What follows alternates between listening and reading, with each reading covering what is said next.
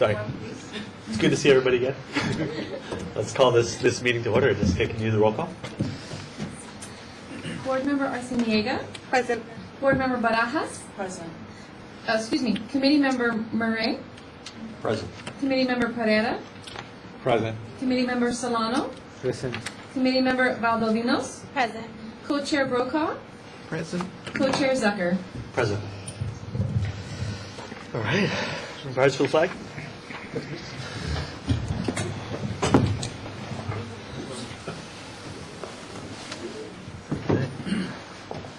Pledge allegiance to the flag of the United States of America and to the republic for which it stands, one nation, under God, indivisible, with liberty and justice for all.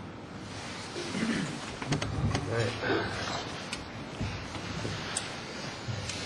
And do we have a motion to approve the minutes of the last meeting? I so move. Second. All in favor? Aye. Any abstentions? All right. Motion carries. Great. So why don't we move to approve the County Executive Office Human Resource Department's recommended program staff job description. Oh yeah. Like that does not look good. There we go. All right. Let's have our presentation.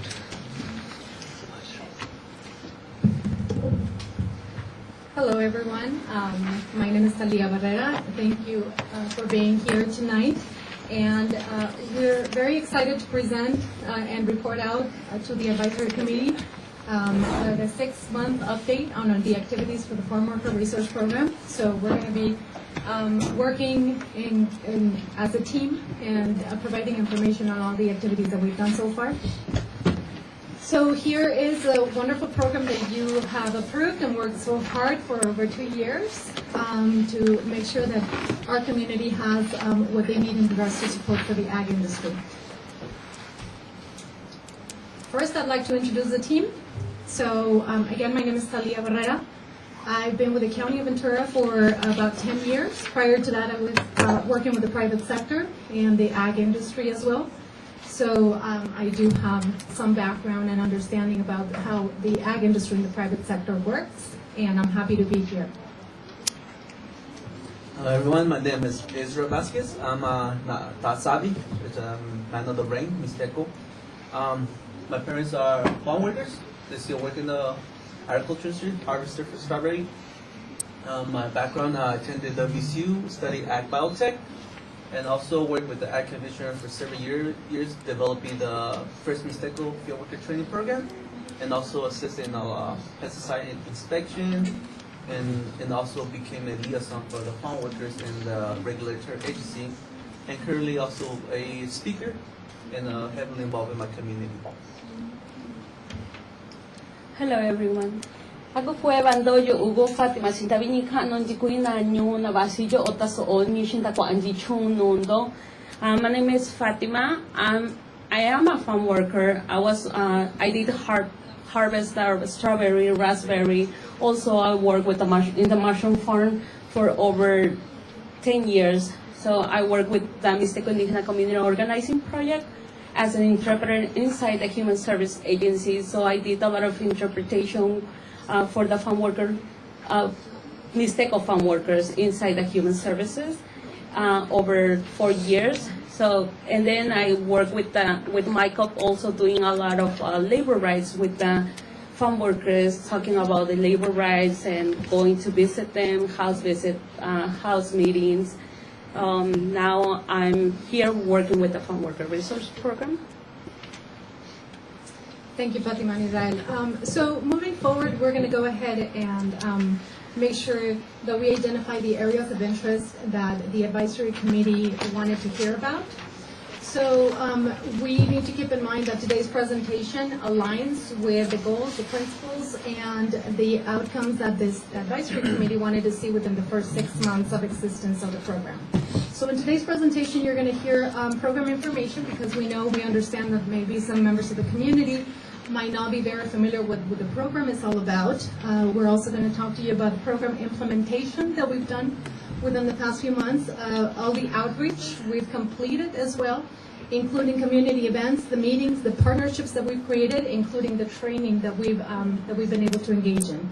And at the end, and probably the most important information that a lot of people are waiting for, is going to be the data analysis that we're going to be sharing with you as well.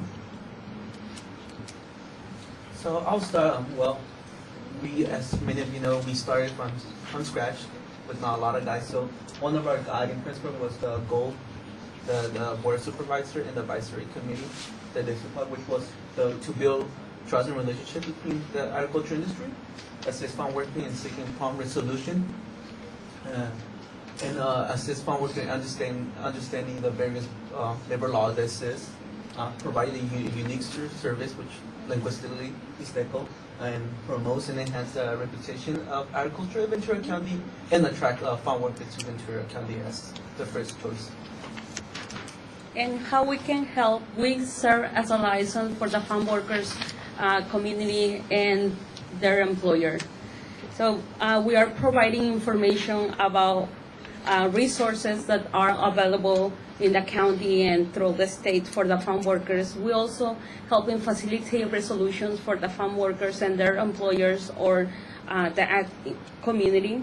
And we are developing and administrating outreach material or information for the farm workers. So I do want to remind the members of the public and the committee that all the information that we're sharing today with you in regards to the goals of the programs and the goals of the program and how we can help, all that information comes directly from the guiding principles that were established by your committee. So we didn't change one word. We were able to translate all the information into Spanish. However, we extracted everything exactly how the advisory committee wanted this to look like. So I just wanted to remind the members of the public as well as the advisory committee that the guiding principles are exactly what you've decided, that whatever you wanted to see. So per the recommendation of the advisory, this is how we developed the location for the program. So of course, Oxnard, Santa Paula, and Fillmore. Oxnard, we were at the HSA building, as you know, and then at Santa Paula also the HSA building, and Fillmore. And per the recommendation of the advisory committee, we had our office hours from 11 to 7 p.m. on Mondays, Wednesdays, and Friday at Oxnard, Tuesdays and Thursday at Santa Paula and Fillmore, again from 11 to 7. And per the recommendation of having Saturday, we decided to have the first Saturday of the month in Oxnard from 11 to 7, and the third Saturday of the month in Santa Paula from 11 to 7 p.m. And also we were available by appointment to help the farm workers. And just to do all this implementation, we want to thank the Human Service Agency because they support everything. They accommodate the security guard just for us to be open at those schedules that you guys recommend. And we got our cell phones, so we are available for the farm workers. We have our own cell phone number. We have a direct line. We request that we don't have a 1-800 number because sometimes it's hard for the community member to press 1, press 2, and then be able to talk with someone. So we have a direct line that rings directly to us, and if we are not inside the office, we need to go to an event. We just forward the phone number. So we always have the access with that direct line. And we also have a direct email address. So that email address, we all three have the access to see it, and a dedicated website. And I forgot to mention that probably we could be the first one just with the Human Services Agency who are using the WhatsApp application. We know that the Mixteco community or farm workers community, they love to use WhatsApp. Prior to coming to board with the program, I just say I had already developed the FRP website, which was really good because it was a big advantage for us to already establish a place to have all the information. Also, in the development of the outreach, we had to develop the various materials that were available. So if you guys can see, we developed 3 types of outreach material. Again, we use all the words that were advised by the advisory committee. So we developed the 3 types. So the first one is the big sheet that you guys see there, which is targeted towards the growers. So it has more information for growers to understand the easier for them. And the second, which is we call it a half sheet, which is the smaller sheet, which is it was for the general public. And the last one, which is I think is the most important one, because it was the one that we use for the farm worker. And the reason we made it small and also have a calendar in the back, as you guys can see, because we know our community, we know that attending various resource outreach with my mom when I was small.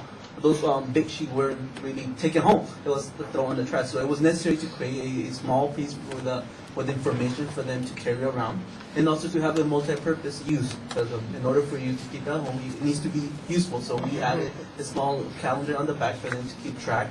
And also, I decided to include the QR code because with the website being already complicated, and like it was easier for people to access the information right away. And then the small one, if you guys can see, the QR code is it helps the community directly to the address of each office. So they can access the address, so they don't have to type it. They can just QR code it, and they will take them to Google Maps, and they will find the office easily. And I know that including the QR code is like kind of complicated, but we are available while we are doing our outreach event. We are supporting the farm workers or community members that they want to ask. If they ask us or we ask them, you need some help how to use it, and they're happy to help me. So we are there for them, and they are starting like learning something and using something different. So we are available for that too. We print over 20,000 of materials that a lot of them, the half sheet of in Spanish, we don't have anymore.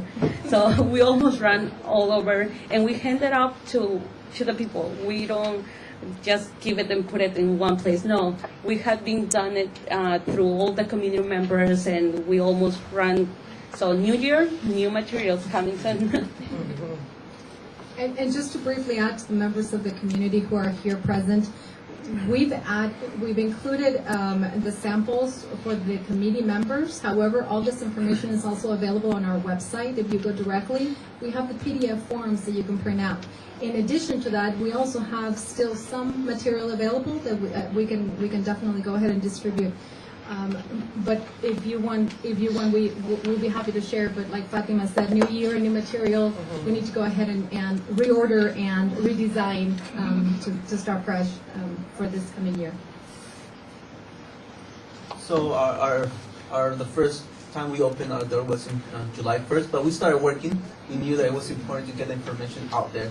So in order for the community to know that we were coming and the door was open. So one big tool that we use was Radio Indígena, because we know our community and we understand which tools do they use the most. So we decided to go to do a live show on Facebook with the Radio Indígena, where we have on live show we had over 1,000 views, and then on the second one we had over, if you can see, it's 50 shares for the information, which is huge, and we got a lot of people from different places.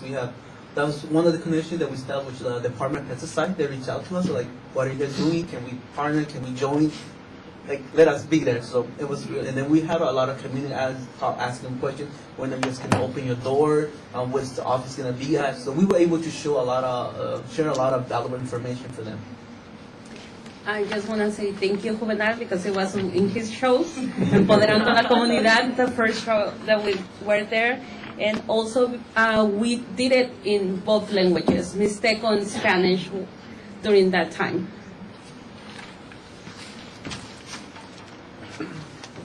So following this, another event that the community was definitely expecting anxiously was the launch event.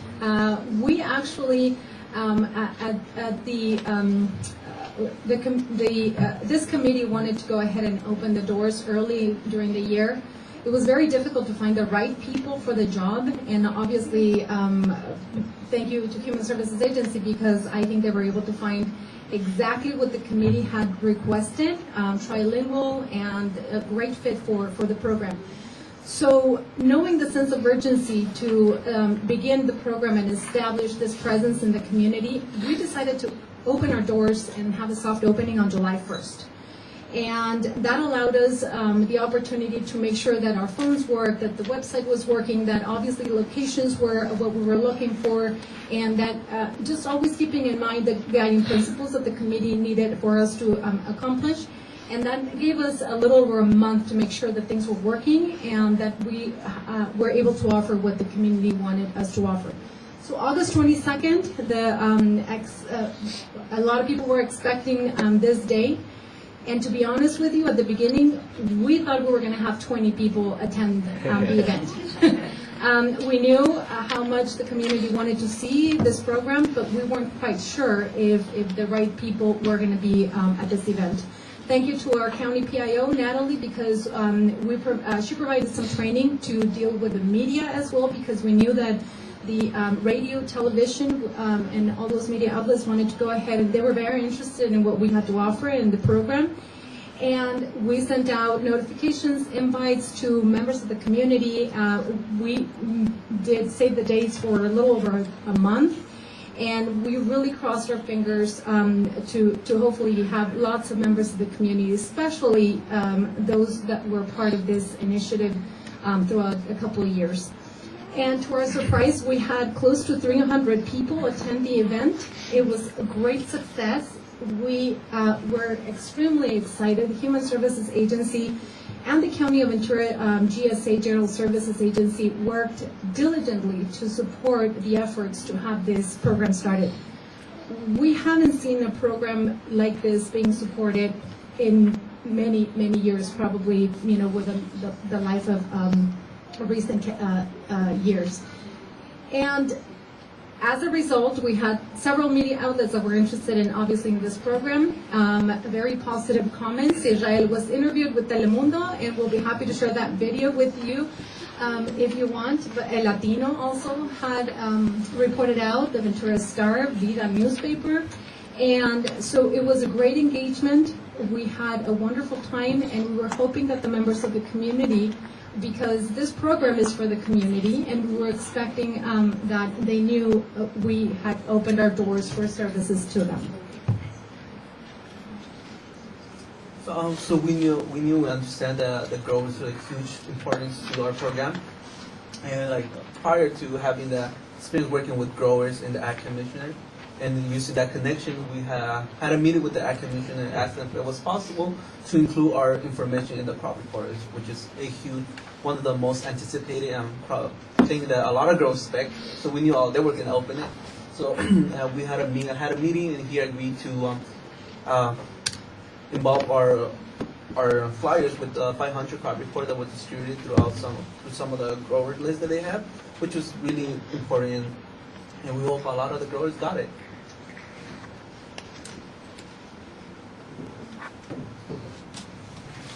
So this next, what we'd like to do is we'd like to go ahead and share a little bit about the outreach that we've done so far. Both Fatima and Israel, we understand the importance of sharing with the community about our program, how important it is, but most of all sharing it in your own language. And obviously, why Fatima and Israel were hired to do this.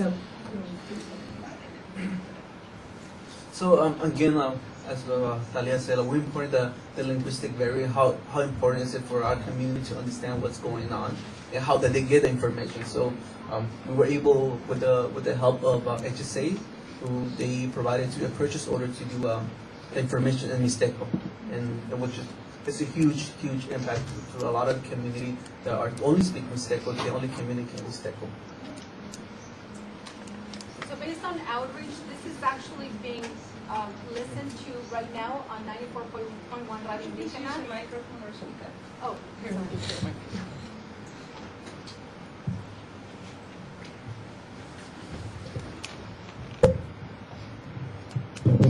So we'll share with you that for the next year, we're going to be running this on 94.1 Radio Indígena.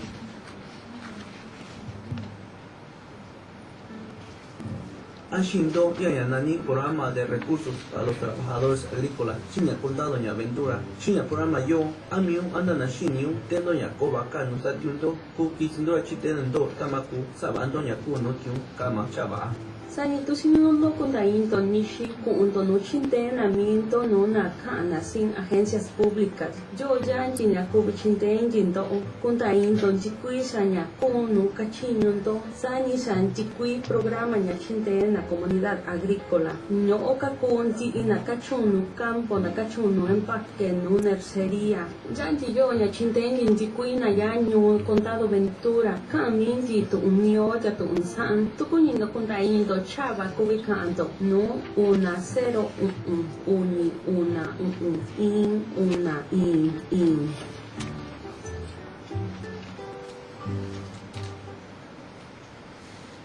So we'll share with you the Spanish version as well. ¿Sabía que en el condado de Ventura existe el programa de recursos para los trabajadores agrícolas?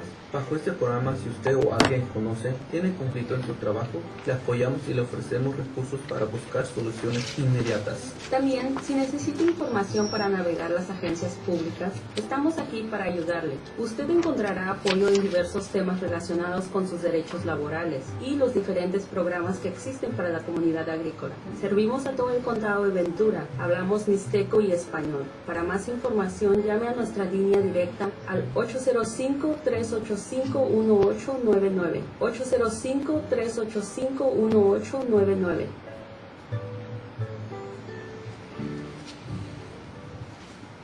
Just briefly in closing for this slide, I do again want to thank the Human Services Agency. We created a purchase order because we understood the importance of having the outreach on the radio station for a fee.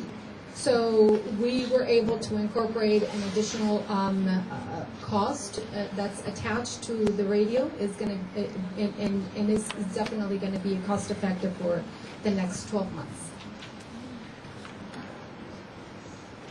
So these are some of the events. Since prior to even opening this office, we were already doing community outreach because we understood the importance of getting out there and start connecting with the community. So in total, there's 18 outreach from since the sub opening in July till right now, and we've been everywhere from Oxnard, Santa Paula, Fillmore, and constantly, there's a lot of events constantly happening in the community, but we had a specific choice of event where we can know that we can reach our community, that our community is going to be present there. Daria? Oh, okay. So we have been in different part of Oxnard. I know that the South Winds neighborhood is one part, Colonia, and different places. You can see we were part of the Dream Fest. It was a huge event and a lot of farm workers, and they did it in the Waneme High School. So it was 400 people, community members there. So they give us the opportunity to have a table there and share information. At the end, they give us certain time to share information. At the end, I saw a lot of community members that I know that they speak the language, the Mixteco language, and I know them because I had been doing interpretation for them. So they were sitting on the grass, eating, because they share food. So I just went and sitting down with them, because that is build the trust, build the relationship, more strong relationship. They know that I'm not just Fatima who give information, who's gonna provide some information, but also the person that is there for them, that is gonna listen their situation, or if they need some resources. We also participate on the Fruit and Veggie. It's another event that it's happen every year, and that was in Port Hueneme Road. So it was there. So that one, it was the first one. I was sharing table with Aurora. She's the outreach specialist for the Human Service Agency, and the community. I was surprised how many people know me, because of the service of the interpretation. They were like starting speaking Mixteco with me without just hesitate. Just approach and starting speaking Mixteco, and Aurora was like, "Do you already know her? You know her too? You know her too?" It was amazing how many community members they already knew us. So due to the reason that we met with CAG, we were invited to be part of Farm Day, which is it was a really fun experience. In the outreach, we were able to communicate with a lot of different diverse type of people, which were really excited to hear about the program and what we were doing and how we could serve the growers in the agriculture community. So it was a lot of good questions and which also I was able to peek out a little bit and speak agriculture with a lot of people, which is always fun.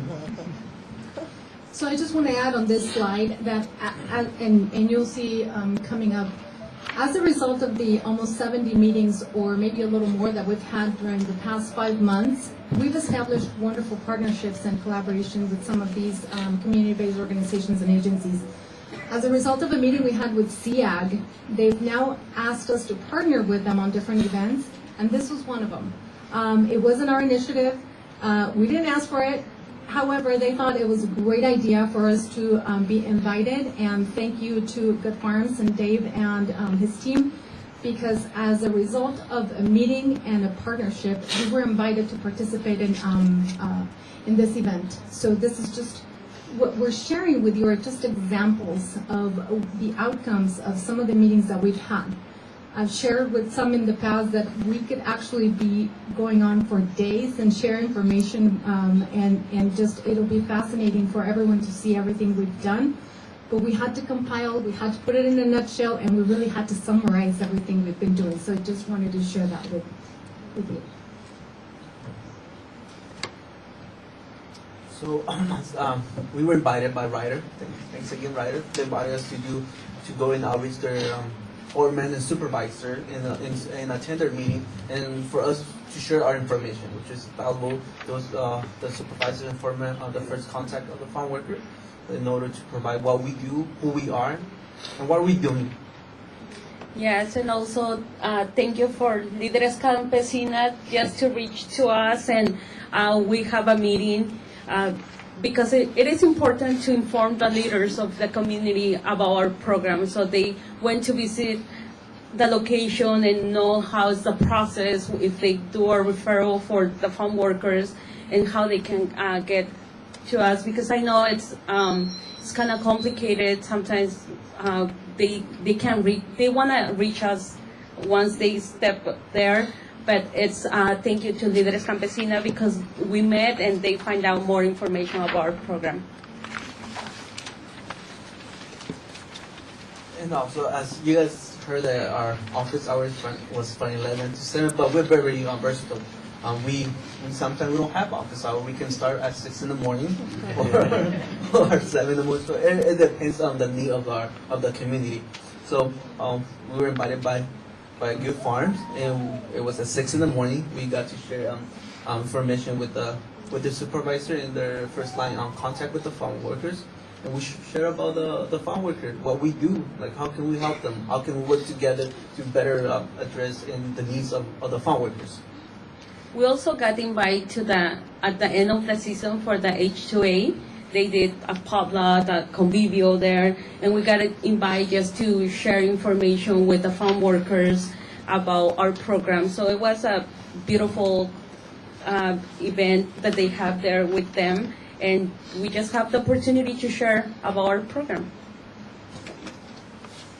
We have a very small but mighty team, and although the advisory committee suggested the hours to be 11 a.m. to 7 p.m., as soon as we all started working together, we acknowledged the importance of not having those strict hours and being flexible and having the visibility with the community. So I do want to share that both Fatima and Israel have been amazing. Fatima has gone to Santa Paula on Sunday afternoons to meet with clients. Sometimes we discuss if we're going to wear our high heels or our boots if we're going to go to a ranch. We've been out there in the community at 8 o'clock at night, 9 o'clock. We start our day at 7 in the morning, maybe finish at 8.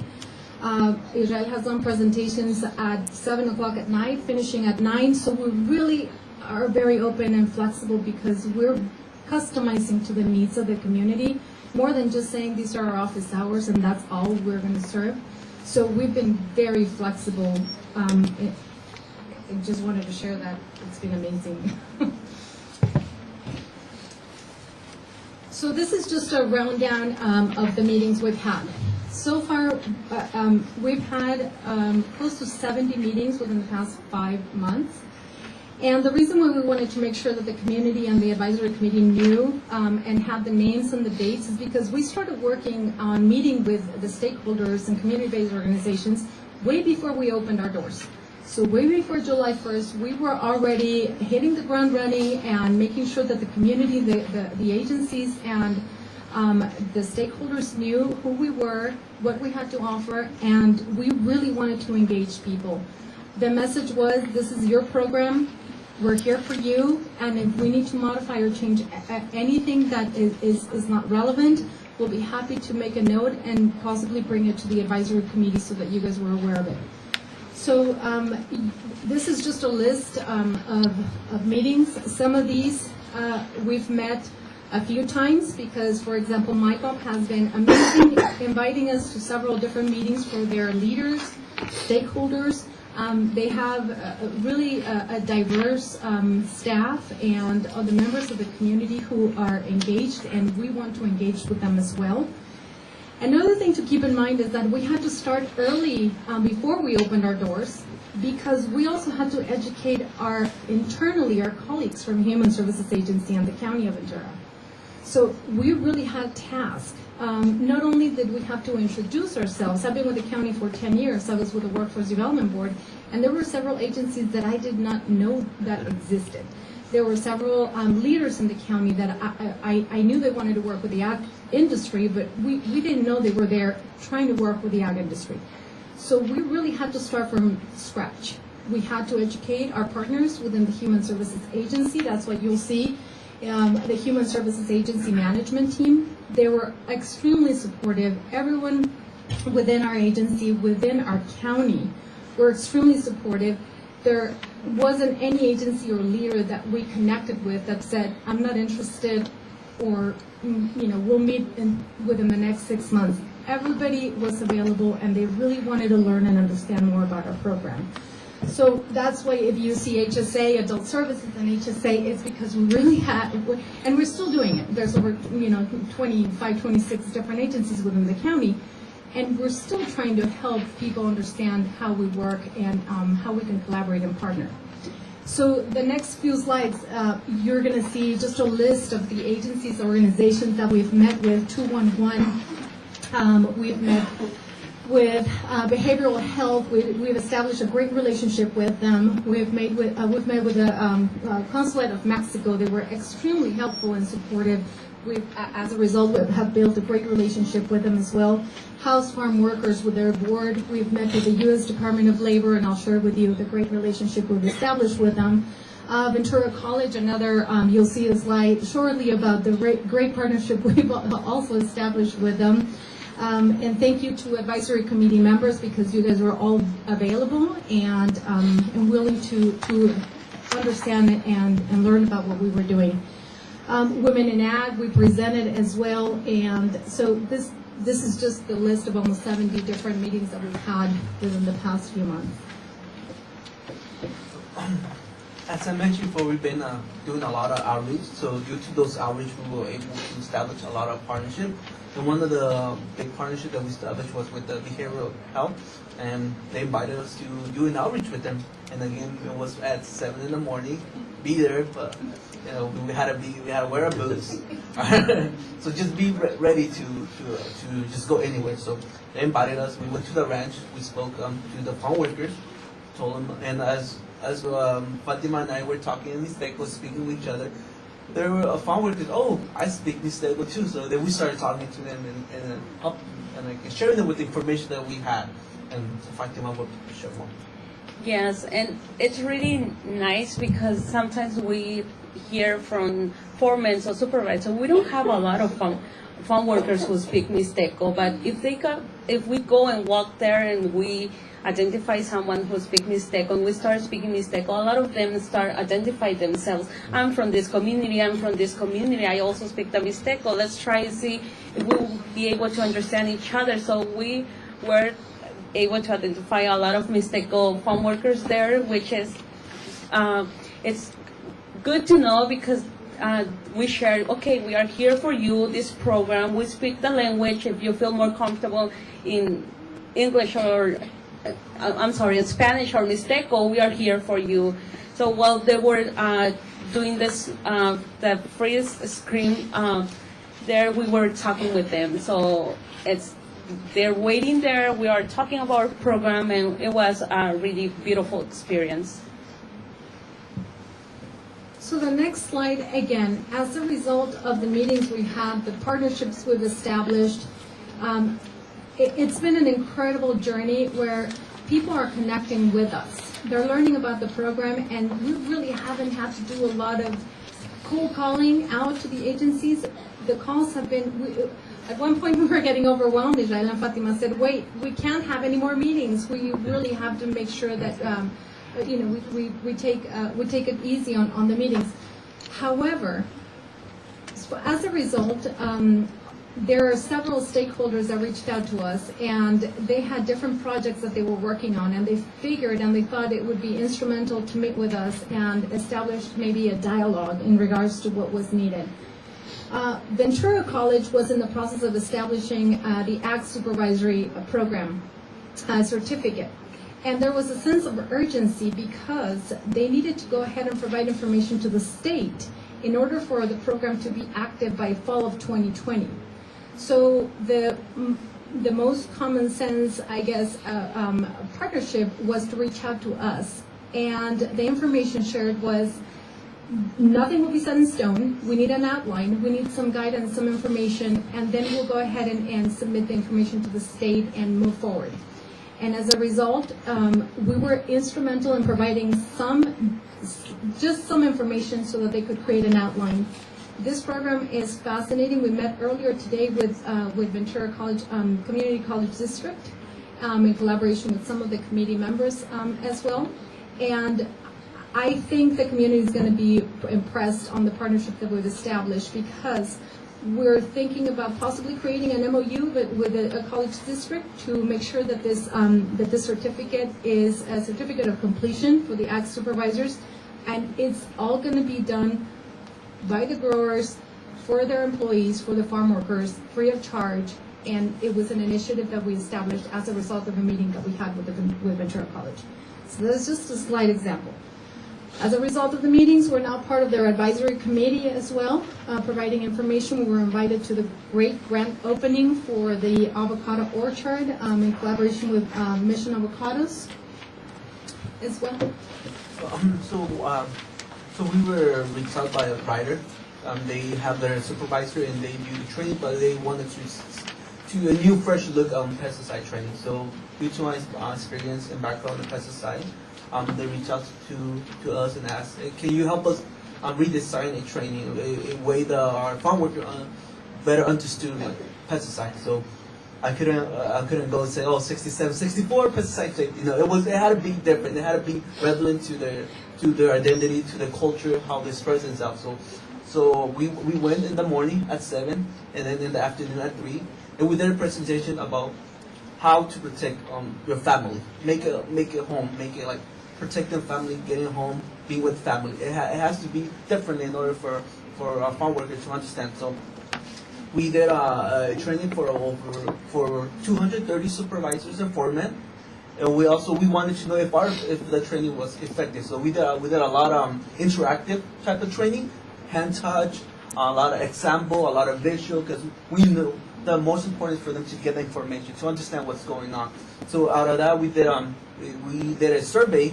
Out of those 230 surveys, got 206 back, with the average of from 1 to 5, with the 4.2.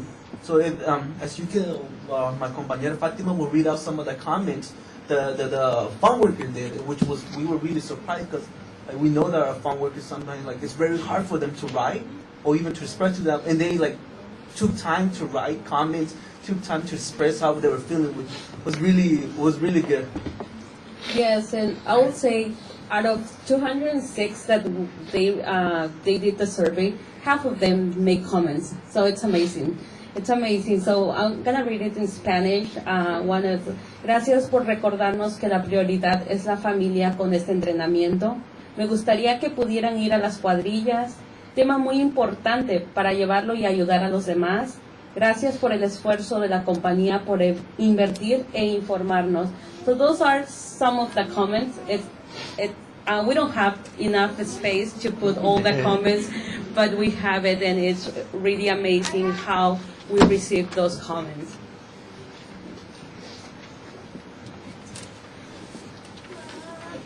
And again, our compañeras from Líder Campesina reached out to us.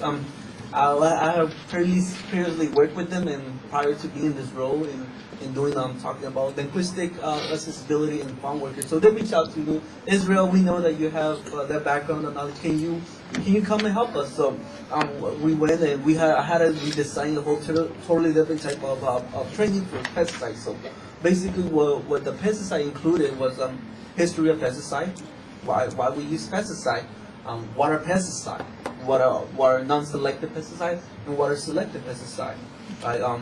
What are adjuvant, what are active ingredient, how are they applied in the ag field, who apply them, and what are fertilizer. It's just a lot of basic understanding to know what's going on in the field. And that was and we are planning to do part 2 and part 3 to continue in educating pesticide and like understanding how pesticide work and how everything work together in agriculture. And thanks to Líder Campesina for inviting me, and we're going to be working on part 2 and part 3. And I also want to remind the members of the community and the advisory committee, some of this information might be really broad. A lot of different meetings and partnerships and collaboration that we've established that possibly you might be thinking, well, how does this relate to the program? We stuck to the guiding principles, we stuck to the goals, and we kept going back verbatim everything that the advisory committee wanted us to do.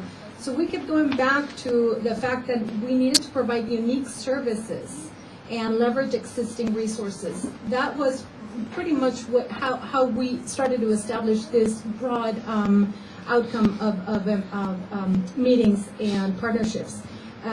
We also made sure that we connected with the growers, with the employers, and evaluated educational and marketing tools regarding the various programs. So we really extracted every single word from what the committee wanted us to do and how the committee wanted this program to move forward without losing the focus of what the program was about.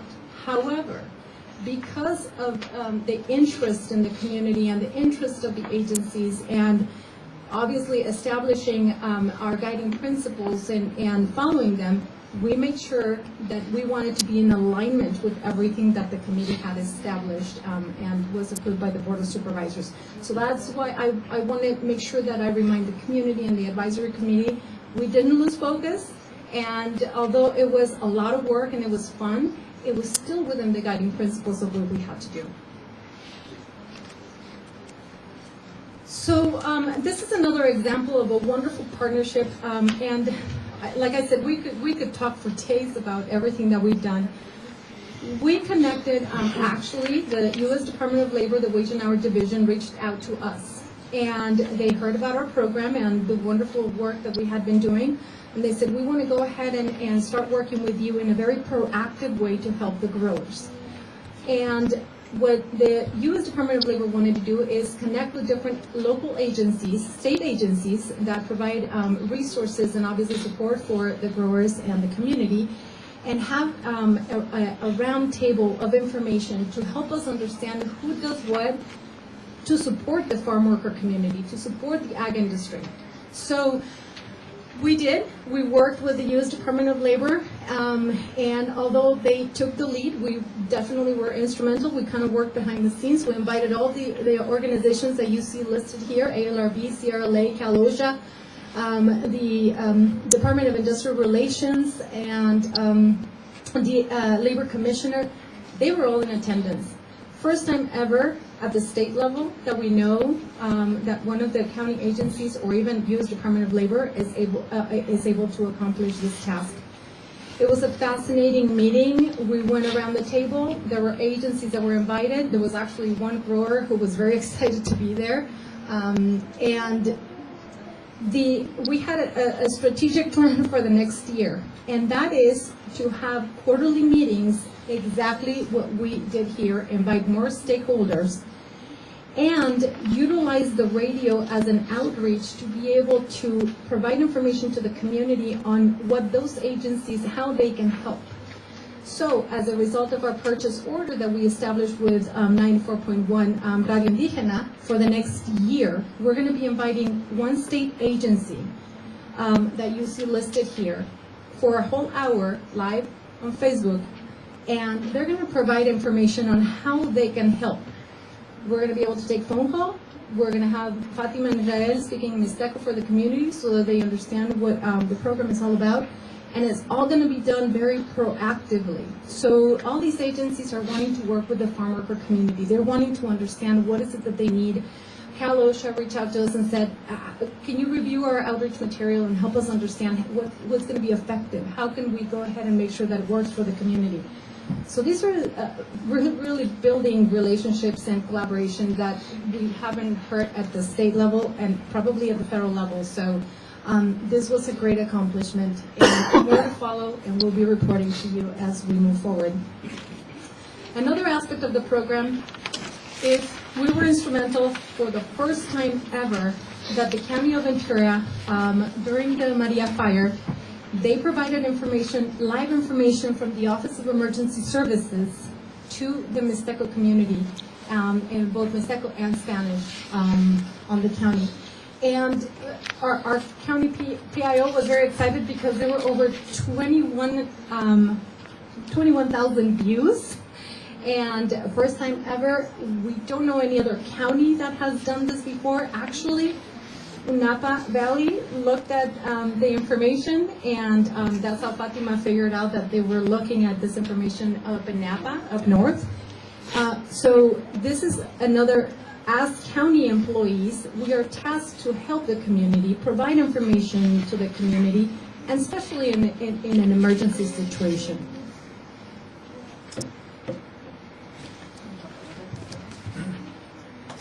So with the help of HSA, we were able to do purchase orders and kind of run information about the various resources that are available for the farm worker, and what is available to them, but the most in their language, which is a huge part, because there's a lot of resources, but at times it's not available in the language. So we have the safe surrender, Medi-Cal information that Leah will run. Na Condado Ventura kuni na saya anato mindo sa iyong ichi na chinteamiento niya nani la ley de bebés recién nacidos de California. Ichi yo 80 años na nana tatata na kuni na quinto na sis en sa kubinta ko abaana. Singa kama ko ndonda ko andole ko singa kunja tunto ko kumindo unikinyanda ko ando sikoto inda ki imanasi. Konya kuju unto nyanja sa nasi into ikuju unto nya ko ndo bekaba chikonya ndaka to unando ku undonda ko Antole sina safe haven no kakuna na hospital sina estación na bombero na Ndakami Condado Ventura. Ya inka ya kubisando into ko untole tukuni no punta indo teno kubinta ko anto si kubi ko unto no internet www.bbsegurobc.org.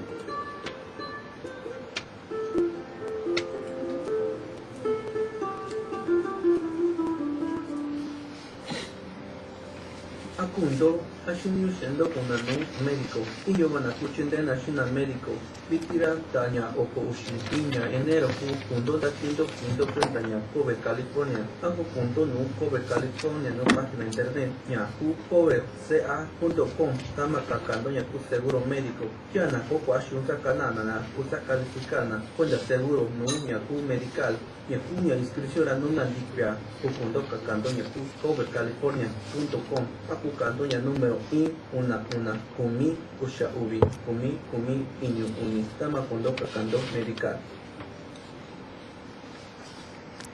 So again, just a reminder, As county employees, we're able to leverage resources and, without losing the focus, assisting farm workers in navigating county agencies and also providing information in their own language. We created a purchase order with 94.1 Radio Indígena, and these messages will be running for the next 12 months except for Medi-Cal. It's going to run for a few months. We also established, as part of this, these messages are also running in other radio stations as well. Obviously, not the Mixteco, but the Spanish and English are running KCLU, KHA 95.1. Also, because we are county employees, we're leveraging those resources that we have, the existing resources. And we're receiving 100% support from the Human Services Agency, and we're able to enhance the outreach to the community. As I mentioned, I've been really heavily involved with the community, indigenous community, especially with the Mixteco community.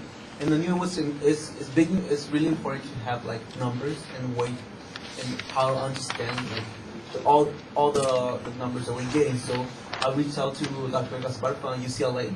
He's one of the main persons to speak when it comes to indigenous, and he does a lot of research in the Mixteco community, the migration of the indigenous worker.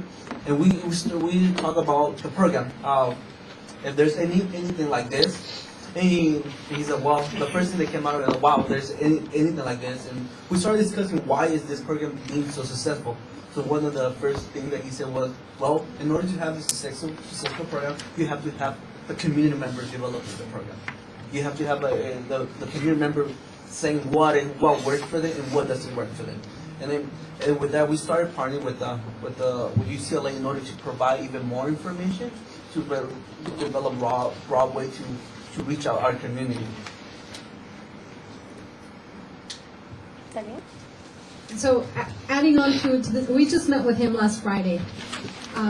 It's pretty fascinating. We met with him. He was extremely interested in what the county was doing. And he said this would not be possible for 2 points. One is what Israel mentioned, and the second is without the full 100% support from county and the agencies wherever the program is housed. And we checked the box on both.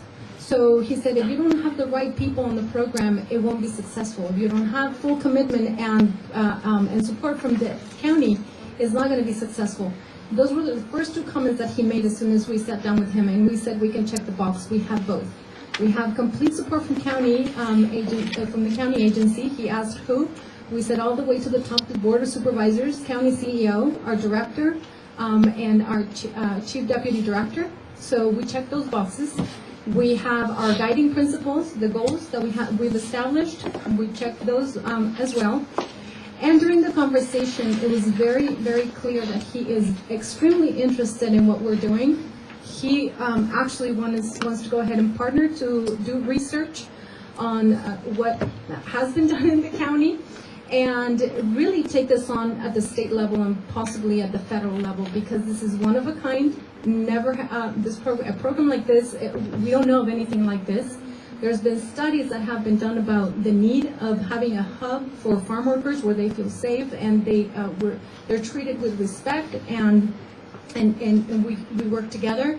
And so the professor is extremely interested in providing research about the community, and we're going to work together in being able to have statistics, because we know that to justify the existence of the program, you, the advisory committee, the community, and most likely other county, state, and federal agencies are going to want to know statistics, how this impacts the community, how many, and so those numbers we're going to be able to hopefully be able to have that information within the next year or so.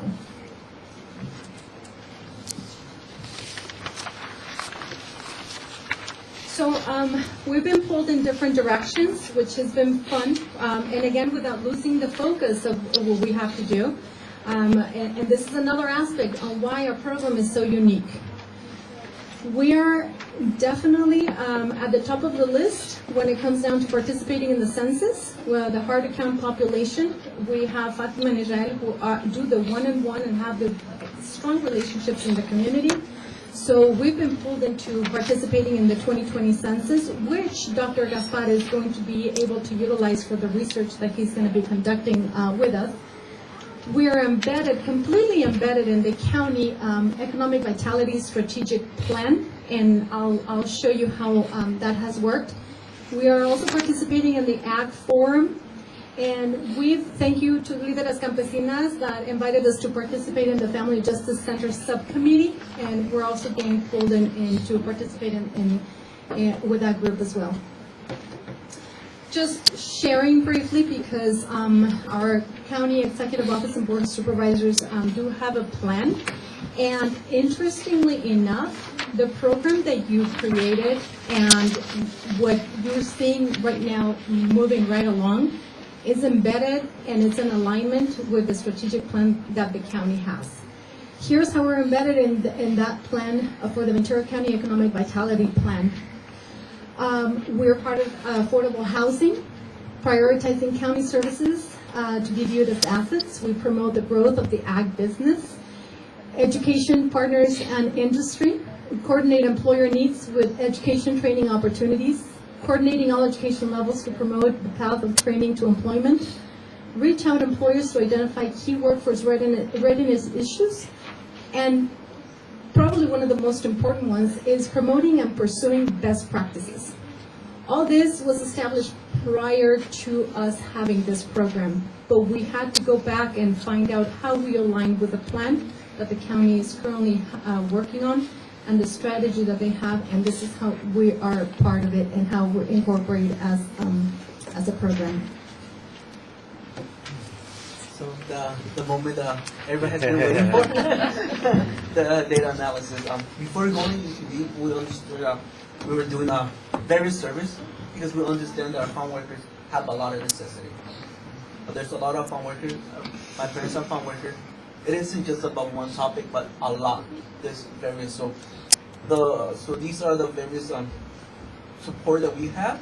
So as on the stock opening, which was July 1st to last Monday, December 12th, this is we have 139 cases, and we have 118 closed cases. So just to clarify, cases doesn't mean that it's anything serious or anything. It just every phone call we get, we open and we call cases because it is until we get them the resource they need, the second, first, and third follow up. So and then with that we have currently open 16, and then we have the pending, which are sometimes we call the farm workers and they change number, and we always try to track them who they are with the information, try to figure out if they still need additional information. Yes, and we also showing there that the farm city. So as you can see, we have Oxnard, Santa Paula, Camarillo, and Carpinteria. Just for information, we have the contact time. We are trying to see what's the best contact that they call us the most or they come to visit us. So we're showing them from 2 to 4, from 8 a.m. to 10, because we know that on the some farm workers or who works on the fresh packs, they work during night shifts and they are available in the morning. Then we have from 11 a.m. to p.m. and we also have from 5 to 7 p.m.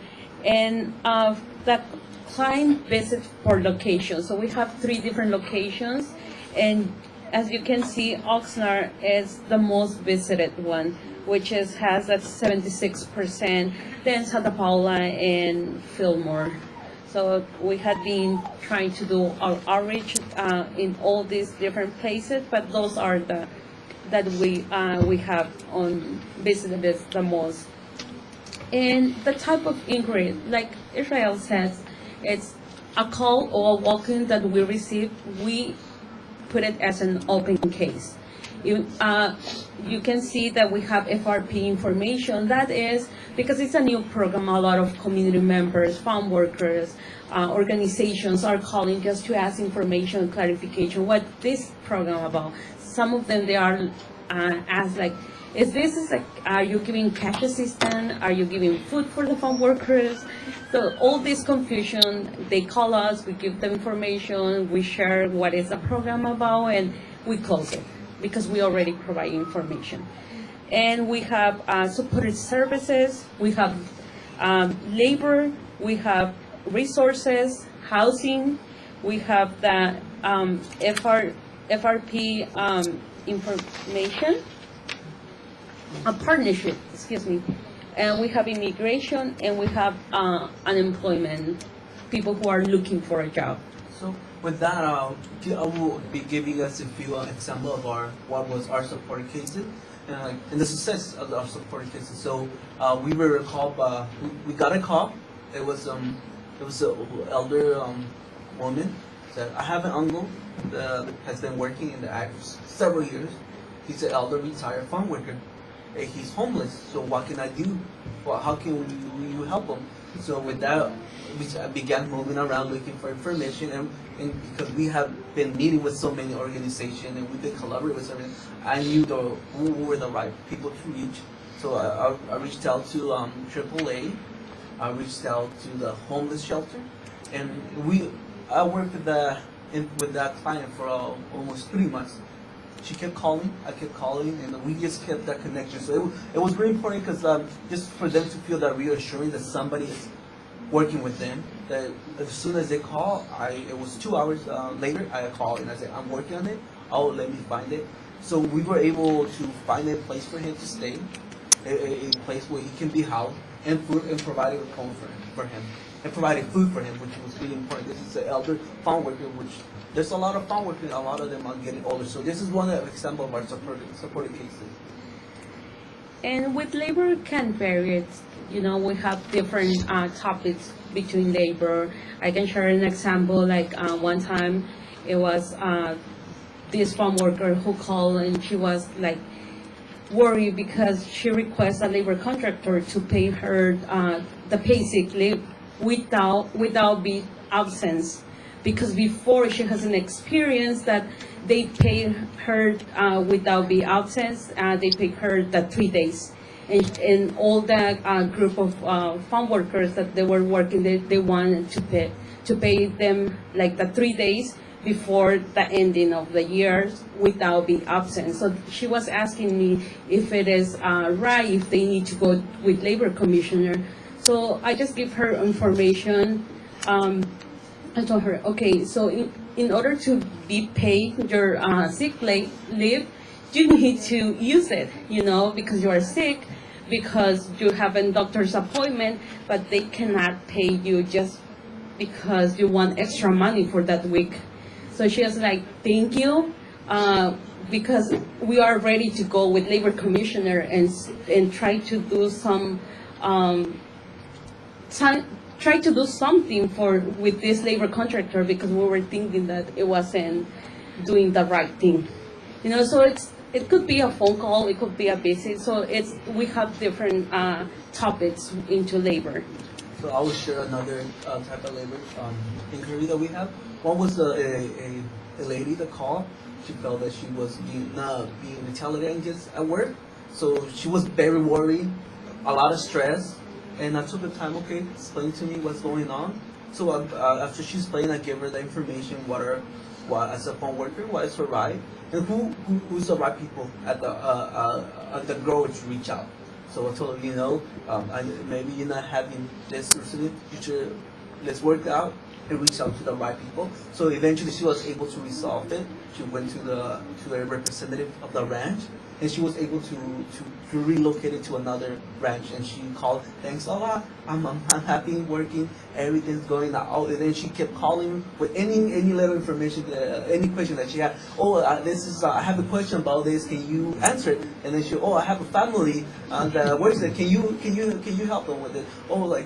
It's about is there anything resource available, because my family are getting sick. Just after that, the relationship established again. On another case inquiry that we have a gentleman that during the heat season he went to the hospital, and he just needed information like, okay, these are the right people, like this is reach out to to your employer, like let's work this out. So we were able to reach out to the employer, and again, the employer didn't know what was really happening because again, a lot of the workers don't speak Spanish, and a lot of the foremen don't speak Mixteco. So we were able to reach, and then he was able to get helped out, to be taken to the hospital and get all the proper treatment that he needed.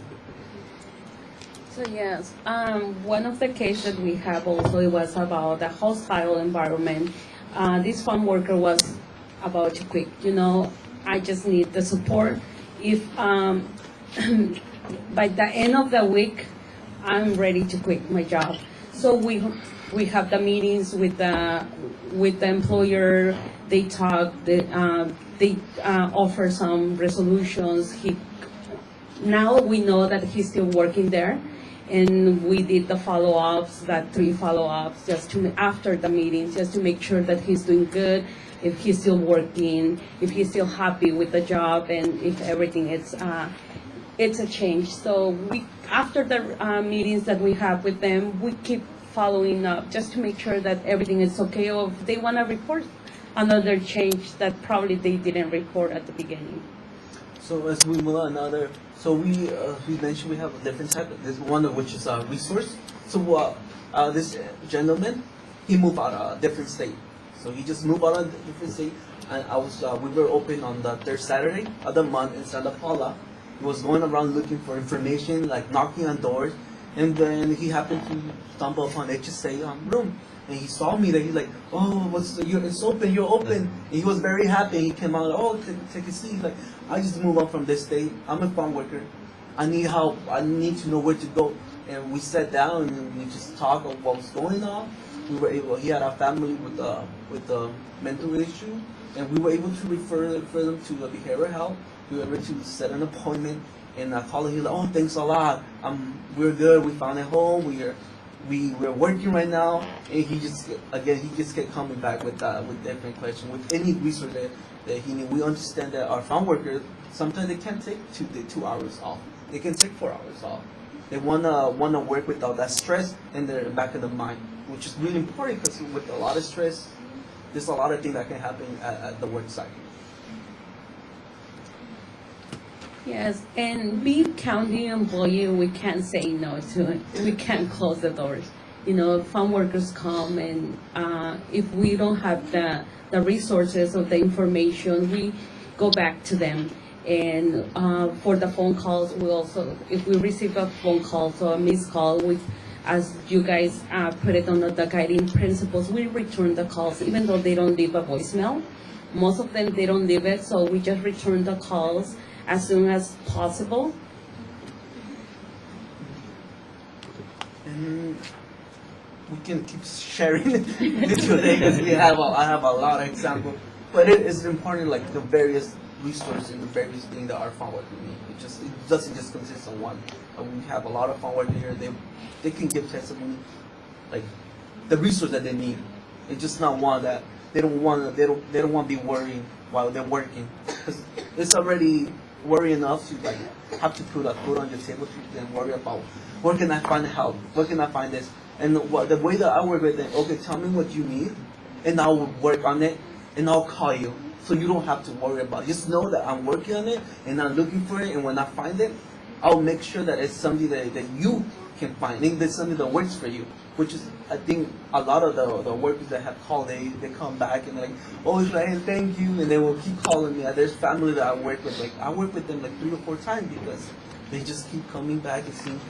And then there's family that relocate to us now because you guys are helping me out. Fatima can share that story that family have decided to relocate because there's help here, and we're helping them. Yeah, so it's just a story. It's someone that know that I'm part of the program. They go to Salinas because of the strawberry season. So he called after they were working in Salinas. There was a group of farm workers with the supervisor were discussing about the overtime, and they were saying, "No, they only pay overtime Ventura County," and others were saying, "No, it's through all the state. The overtime is after the 9.5 hours," and they were discussing about it. it's only in Oxnard or it's through all the state or how this overtime that works. So they call and I share information about the overtime and how it's gonna be changing through all these years. And they were like, you know what, let's go back to Ventura because they don't wanna pay us here. We had been working 10 hours every single day for 6 days per week and we're not getting paid overtime. So they are like, let's go to Ventura County. I know that out of 10 of them, 6 of them already moved back before time. So with that, we will conclude our presentation. We'll go with what's next. Shut window. Thank you.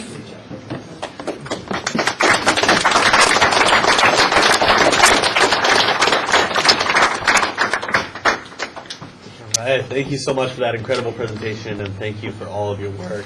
And I also want to thank everyone who's here tonight. We have such a big packed room of people, and I want to make sure that we have time for public comment. So maybe we can do kind of committee member questions while we have burning questions in our minds about the presentation, and then go to public comment, and then come back for any committee member discussion. Does that sound good? Great. All right. Anyone have any questions for our staff here? I do. Thank you so much. So impressive what you've done. Besides the program goals that you have been faithfully executing, we also created desired outcomes for the first year. And a lot of this you're clearly doing very well. Achieving broad awareness of the program.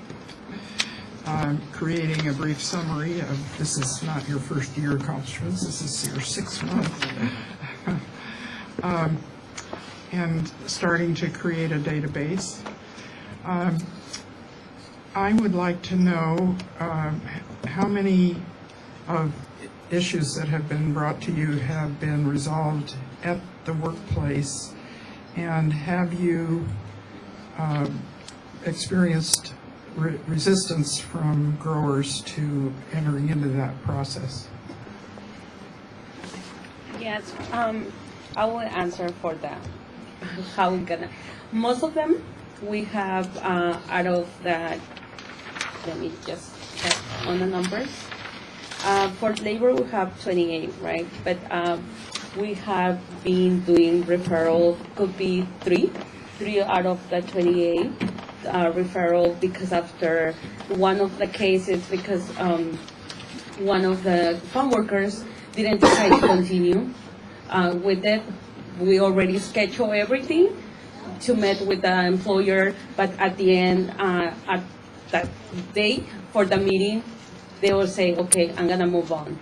I'm not gonna go ahead with the meeting because previously this farm worker already have a plan to move on. So that is one. The other one is after the meeting and the resolution, the farm worker wasn't happy about it.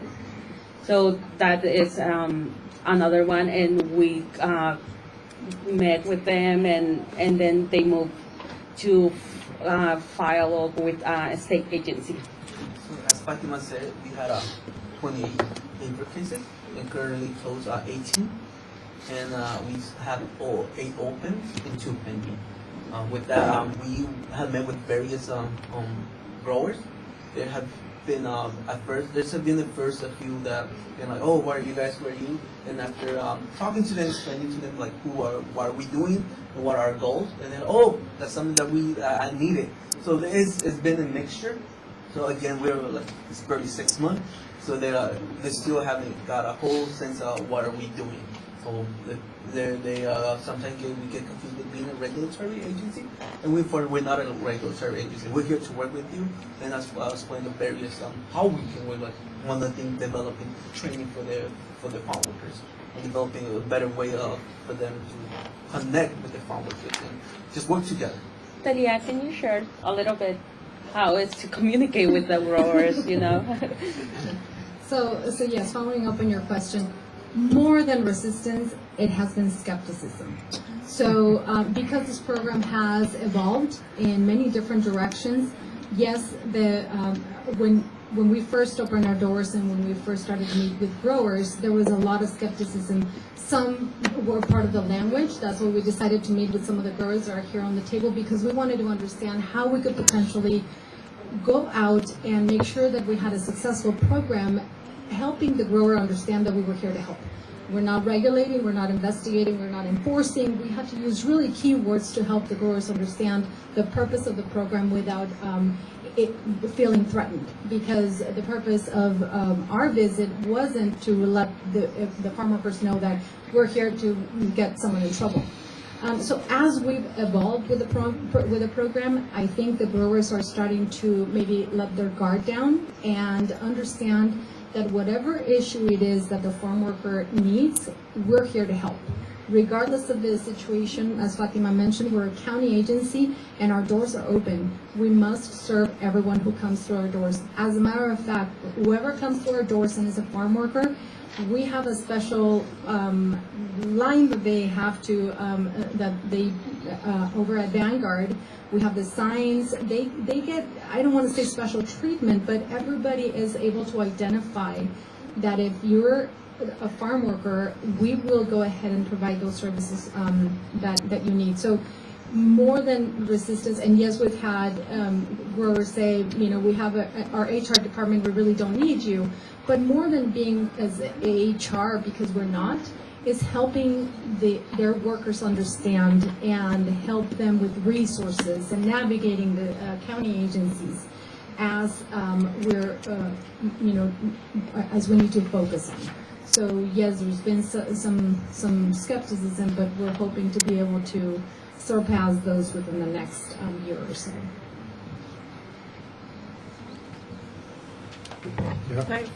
Yeah, go. I was just going to ask if there's a number, like you said, the three that were referred to agencies. Do you have a number of the informal type of meetings that you've held between the grower and the workers? You don't have to say what the results were, but do you know how many of those have occurred? We have 6. Okay. Because, like mentioned, the other ones, phone calls, information, and yeah. Thank you.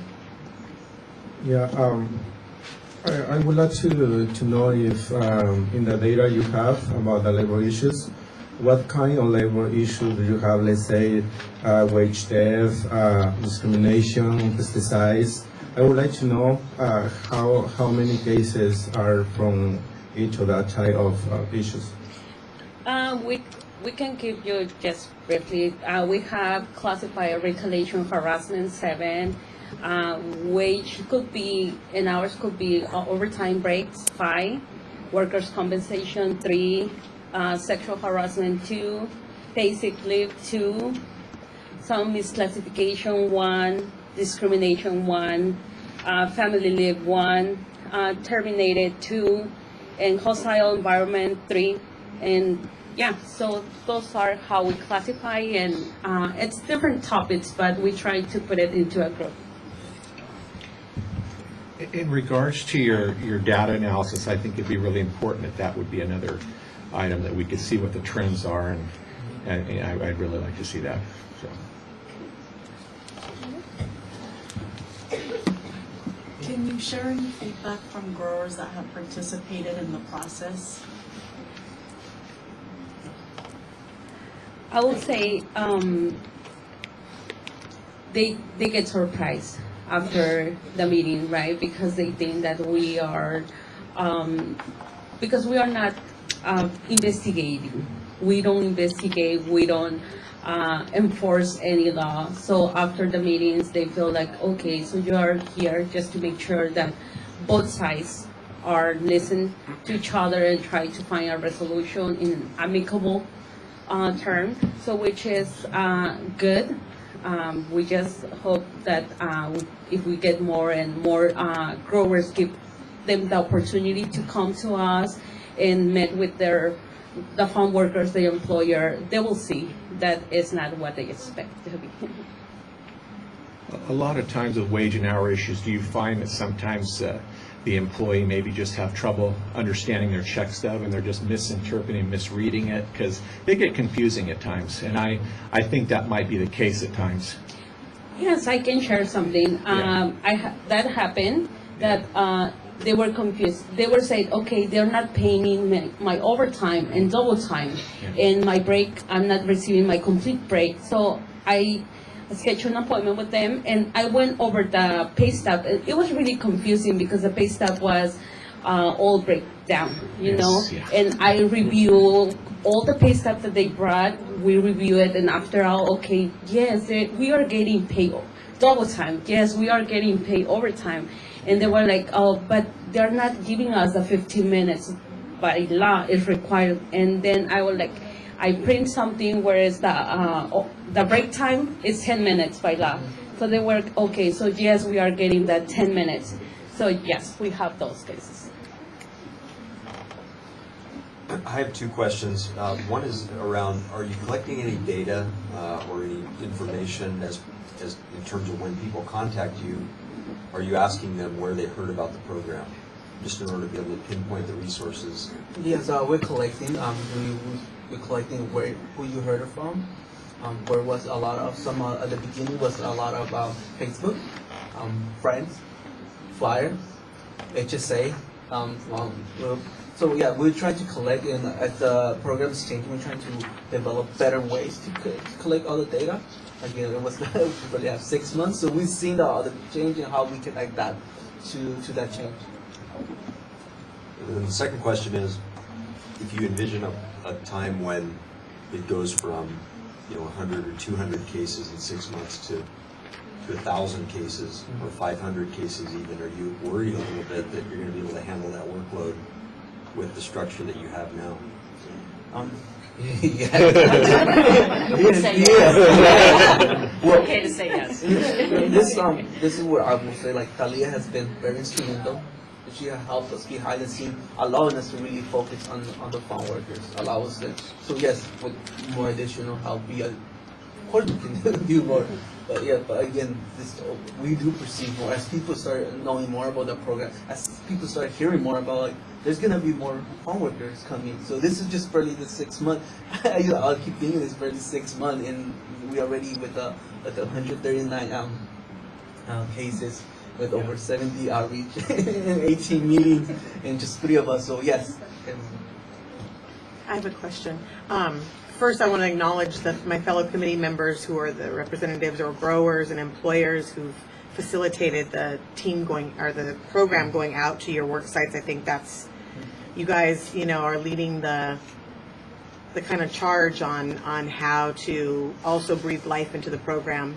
And I think that, as well as community-based organizations, that the industry has a lot to contribute. And I think that's great. I love seeing that up there. I'm wondering, and I know it's just been 6 months, so I'm not. So for those work sites that you've gone on to and you've given this trainings to the supervisors, have you requested to provide information, or you given information, I should say, have you requested to provide information directly to the workforce?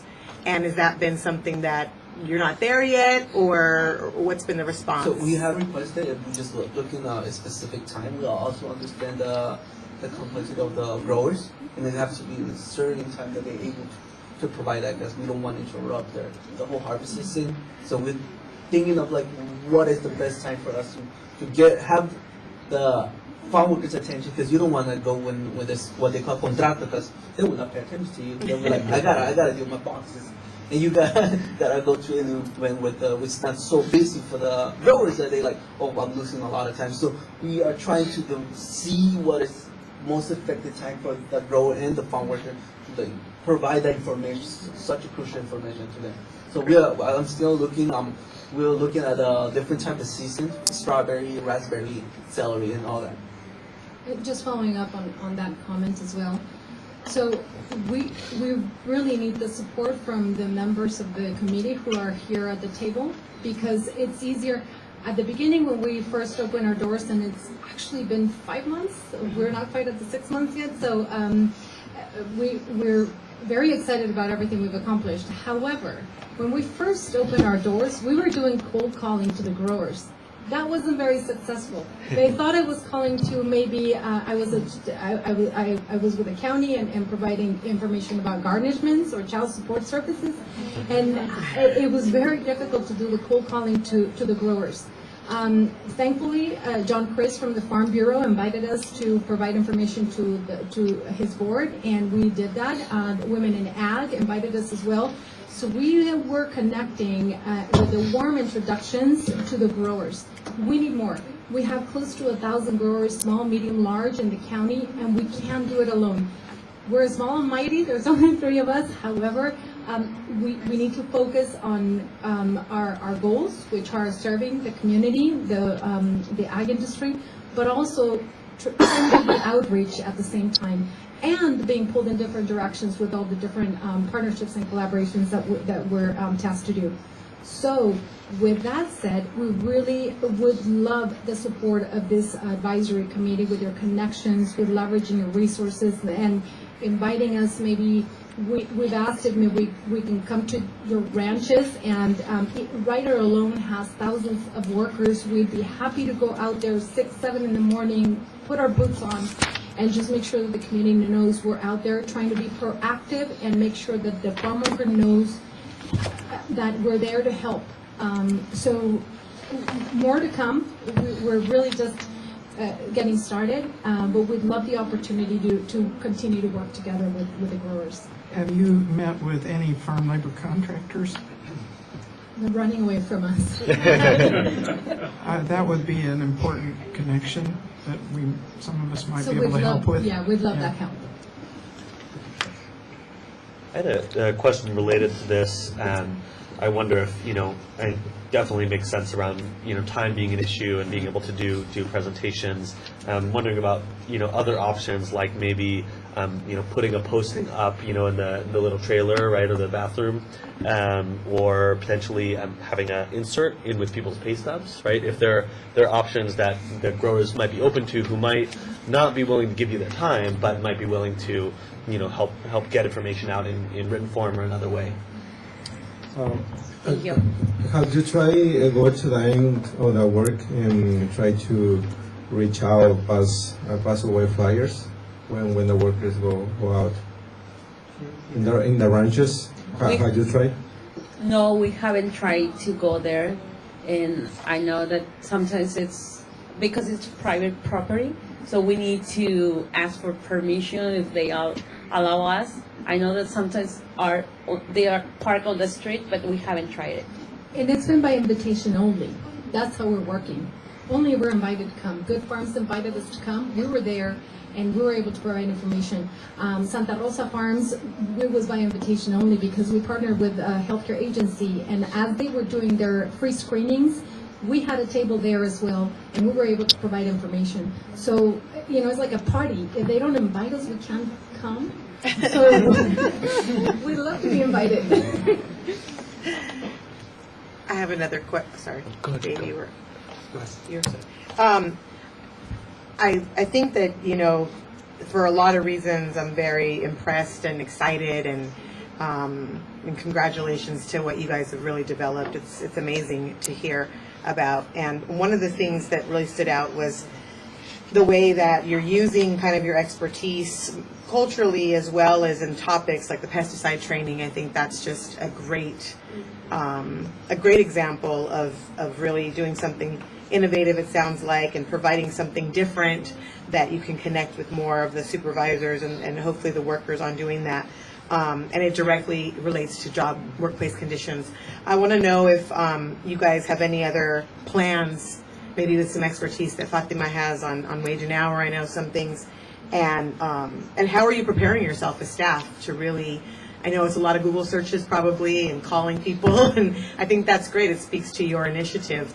But going forward, not all in the next 6 months, but long term, how are you going to continue to stay abreast of those topics and maybe develop more trainings for the industry? Yes, I just want to share that we have here Melissa, and they have been really supportive. We have been going to trainings with Talia, has kept a relationship, different relationships. We have been to some trainings for HR people where they give information about labor laws. And we also, I know that we connect with you just to do some training, and more to come. We was really busy with meetings, doing outreach, connect with organizations. So we are planning to start looking for more trainings and train the trainer. I went to the train the trainer for pesticides, but I was sharing with Talia, I'm not ready. There's a lot of information, but I'm not ready to provide this. Israel, he's an expert on it, but I'm not ready, so I need more. So we are honest in what we are knowing more, but as soon as we are ready, and also prepare the community to be trained the trainers, because we are 3. We're not gonna be able to provide all this information, and more to come for train the trainers and work with different agencies from the state. As Fatima said, I think like the biggest support we have is the HSA, that they always willing to help us go to training that I know that I need is really important. And also like with using our unique abilities, Fatima and I always, when there's something, we set out like, are we available to do it? Are we able to do it? It's the king. Do you know how to do it? Do I know how to do it? So we work a lot. Like, if it's like anything that has to do with pesticide, we usually I'm the one take it or any which an hour. I know that my ability. So the constant communication that we all have, or if we know that Talia, we call. So we use we call again, like we call Jessica. We call the people that are experts. So that's the important. That's why I believe it's important to start to do a lot of reach out with those that are experts, reaching out to Kalosha to better understand their laws array. One thing to keep in mind, just as it pertains to employers, this sort of thing evolves and it takes time, and it'll become what we want it to be, or as good as it can be with employers. We just have a little patience. But we also have to keep in mind that this is the Farmworker Resource Program, and it's not the Employer Resource Program. And so stay true to the charge and be confident in what you're doing, and it'll take shape over time. One question is, have you had any questions about the proposed immigration reform that's running through Washington now? Is anybody getting a hint of that? The blue card? Yeah. And are you getting any questions, and are you providing information? So as you can see, we do have a few questions about immigration, but we let the workers know that we're not able. That's why like our meeting with other group that are experts. So we call them. Okay, these are the group, the organization that you need to go to. And we know that the UFW Foundation, they are the expert who knows more information. So we do referral. So right now we haven't it was only one asking question because it was confusing about the blue card and if it's already that I can apply for it. As we just did the referral to the UFW Foundation, and that partnership come with our meetings that we have with them. El Concilio is another resource. El Concilio, CLA. And also when it's a public charge, we go to the I just want to share that we don't choose we just there with the clients or with the farm workers, and we keep calling. Whoever answer to us is the one that we're gonna connect them, because they are there, and we just want to make sure that they're gonna get the appointment and they're gonna have to talk with them. So we do the warm introduction. So whoever answer the phone, it's the one that we're gonna connect them with. And sometimes not even we do like three-way call on the phone. That's great. So we're waiting and we make sure that the connection is there. That's great. That's so much better than your typical referral, I want to express huge appreciation to Melissa and HSA. This program was designed to hire 2 people, and because of your decisions and your support and Barry's support, and we have Talia as well, who is making a remarkable difference. And Melissa, we have funding for 1 year. Have you had conversation within HSA about what's going to happen after that first year? Could you comment? Absolutely, and thank you. I think you have recognized you have a very passionate team, and I think that's why this program is going to be successful. I would like to first thank everyone for being here this evening. It's an important topic. It's been a while since we came together, and it is amazing what's been done in a very short period of time. Fatima and Israel were ready to go out on the street on day one, and we had to hold them back because there was a lot of foundation that needed to be built.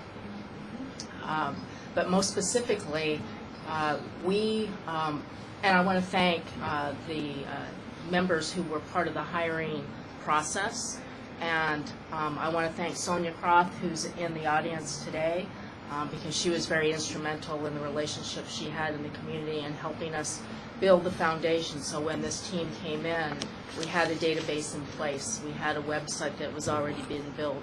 We were already beginning to get around the materials so that they could have boots on the ground when they got there. This is an important program. You've invested a lot in it, and we're committed to this program, and we want it to be successful. And you were challenged. You were given a couple $100,000, which is a lot of money, but it was eaten up quite quickly. We had to be very creative when we identified the classifications we were going to use to try to find, as you recognize, individuals that had to have unbelievable talents. And we were so fortunate to have found these two individuals. They have made this program successful and will continue to be successful because of their leadership. It was important to me that it was successful, and I needed to wrap resources around it so that you could make an informed decision about whether this program was carrying out the purpose that you intended it to do. And even though these two are very good at what they did, they needed support, and they needed at least one additional resource in order to, have a reporting structure and to have somebody that they could report to and receive all the support that they needed to be successful. I was very lucky to have a vacant position that had funding for it, and was able to pick up Talia, who has a strong background in ag and human resource and labor law, and is committed to the work that the Human Service Agency does. And so being able to marry her up to this team has been a true gift and a blessing that I think has definitely made a difference. These three work unbelievably well together, and I'm very proud of what they've done in a very short period of time. We have a commitment to this team in this program to fund what needs to be funded to make it successful. In the first year, you have startup costs. Every time you launch a program, you're going to have startup costs. We recognize that Talia's time will get less as the program becomes more successful and starts to run. We'll also be needing to, as you've recognized, as it picks up and the word gets out and more folks engage, we may need to be looking at resources. So I wanted to be able to, at the end of the year period of time, for you to make an informed decision to help you understand truly, one, do you have a successful program? Is it creating the value that you wanted it to? And what does it really cost to run this program?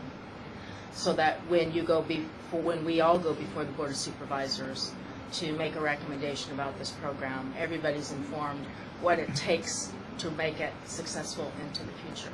And so that investment is important, and we're committed to that investment to see it go into perpetuity.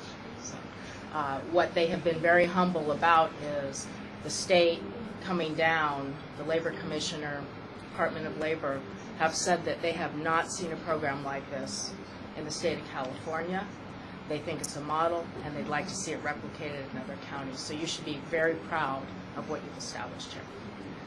And we certainly want to keep it funded and alive. Thank you. Yeah.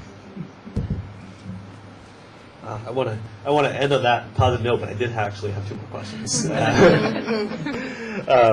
One of those questions was around the kind of vision around kind of referrals or helping farm workers navigate the state agency process, and I think we had imagined that over time the agency would develop relationships with some of staff at Cal OSHA, staff at the Labor Commissioner, to where if we're kind of referring, we can help someone fill out the paperwork, right, get them to it, and if they're not getting a prompt response, call up, say, hey, hey, so and so, where's this case at? I know it's still been early, and you've only had 3 cases that actually referred out like that, and just wondering if that some of those relationships have started to be established, or you have kind of some key points of contact at some of those agencies yet. With that say, well, we're already using the established relationship that we have, one of them being the Ag Commissioner. I just call and like, there's somebody here that needs more information. Okay, we'll send them.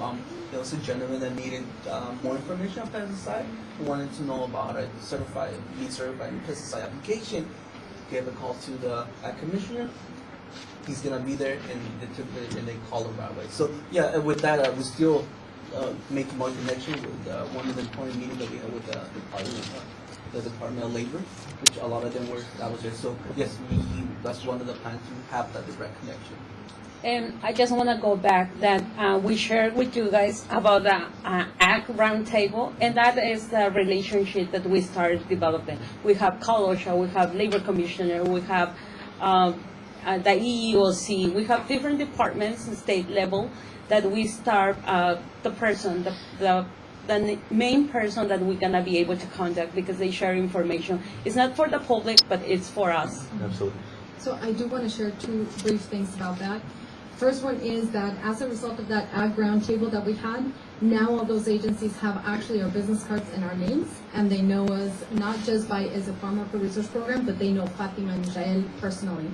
And the second is that we have a database with information, direct line and phone number that we don't share with the public. However, we have the direct connect with them. So as the farm worker is sitting down, meeting with both, we connect immediately with whatever agency it is, and because of the establishing of that relationship. So those 2 goals have been accomplished. Awesome. That's great to hear.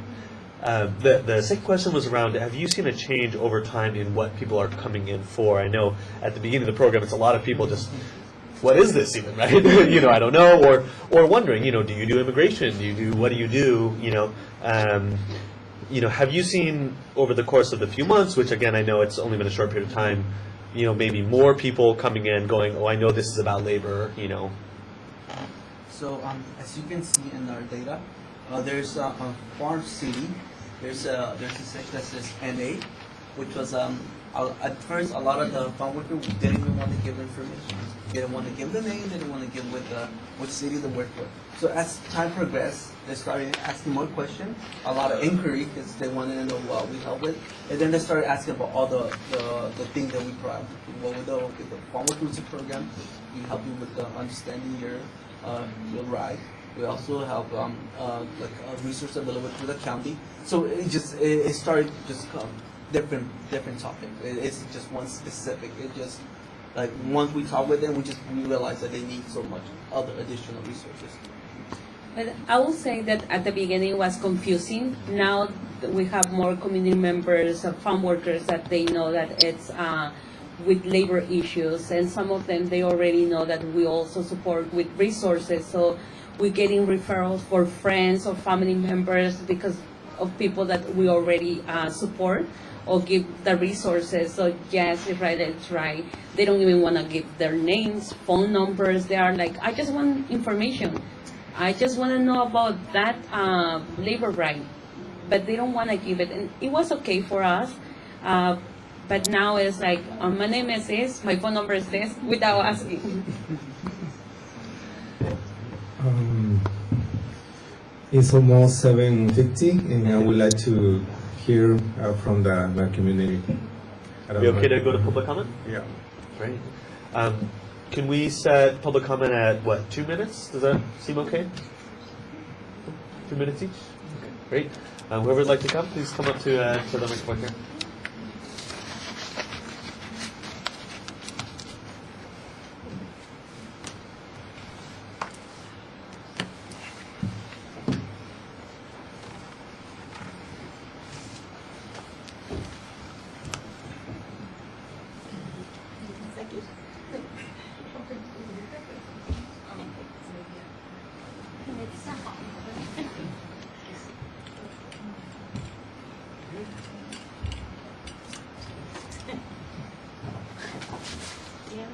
Silva. My name is Graciela Silva. Pertenezco a Líderes Campesinos. I belong to Líderes Campesinas. Soy miembro del comité de Ventura. I am a member of the committee in Ventura. Les agradecemos por el espacio. Thank you for the space. This is not working. Y la atención que nos han brindado And the attention that you have provided to us, para ser la voz de la comunidad so we can be the voice of the en community el condado de Ventura. in Ventura County. A la vez felicitar Likewise, al programa we'd de like to recursos congratulate the resource program for workers agrícolas por lo siguiente: because of the following. disponibilidad de tiempo, Because you're available with your time, lugar accesible para la comunidad, because you have an accessible por el place for our horario community, flexible, because of the flexible schedule, están al día con los casos and because you are up to date on our y cases. están en constante comunicación And con you're la in comunidad, constant communication with the community por el idioma because of the y language la participación and the e participation, involucramiento and how you're involved con otras with other organizaciones organizations y agencias. and agencies.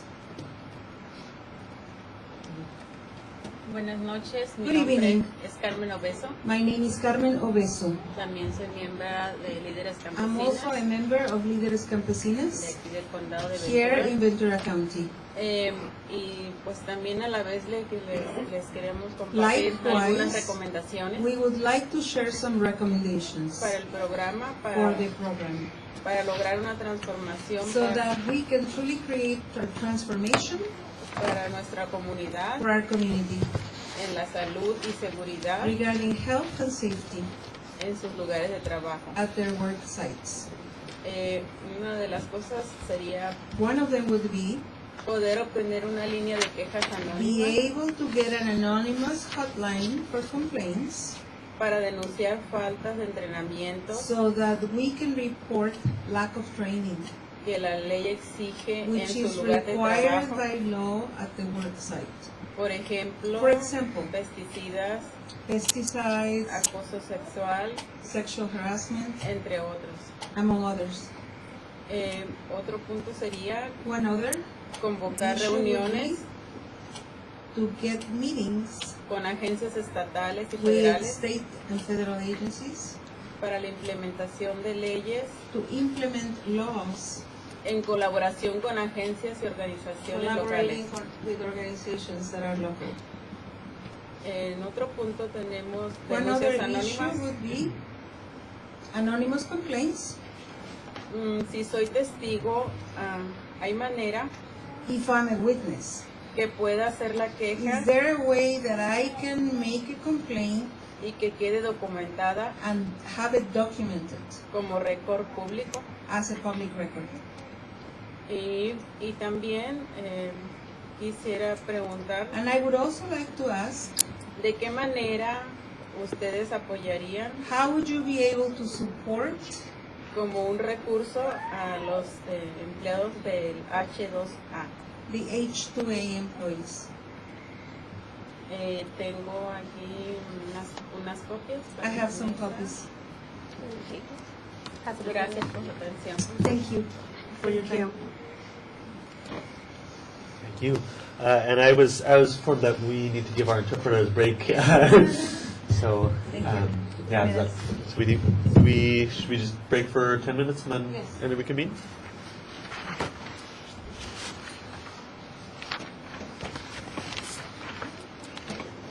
Because How did we do it? one of the goals of our is and you start getting lost some people during the break, and so I'm sorry we've been running slow. We had a long presentation. We had tons of questions.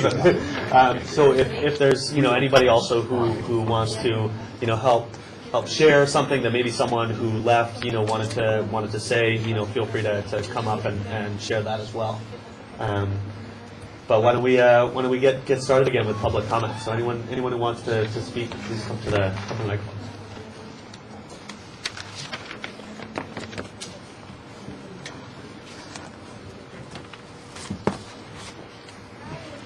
So maybe we have some people out in the hallway.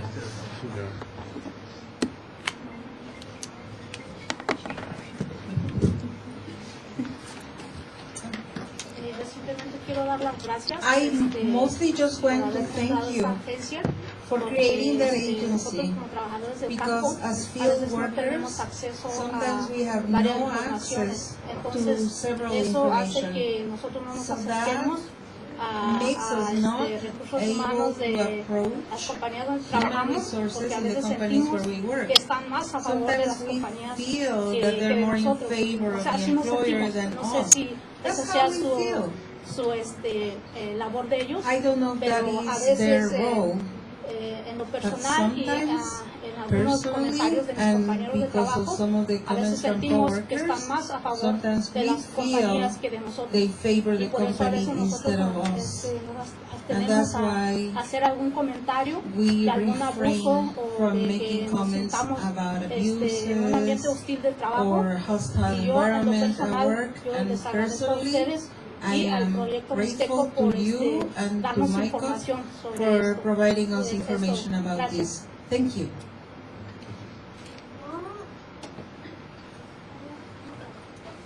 Hello. Mi nombre es Amadeus Humano. My name is Amadeus Humano. Antes que nada les doy las gracias a ustedes. And before anything else, I want to thank you. Y también pues a nuestra comunidad. And I want to thank our working community. Sabemos que el trabajo es hostil, We es know pesado. that the work is heavy and hostile. Y pues se dieron ese tiempo de venir, ¿verdad? Y participar. And taking the time to come here and participate and listen. Sí, yo le quiero también dar las gracias I also want to thank a este nuevo proyecto, que es el programa de recursos this para new trabajadores project, agrícolas. the resource program for workers, for agricultural workers. Sí, porque anteriormente, Because in the past, como campesinos, íbamos a Los as a Ángeles field worker, o we would go to Santa Los Bárbara Angeles or Santa Barbara para hacer una queja. to complain. Ahora pues realmente estamos contentos Now, porque los tenemos ya I'm really cerca. happy that we have you nearby. Ahora pues ese es el honor de nosotros So como it is an trabajadores, honor for us as workers tenerlos pues presentes. to have you here present. También pues gracias a ustedes y también a And la thank comunidad you, and I thank the community, para que trabajemos en conjunto. so we could all work together. Gracias. Thank you. Gracias.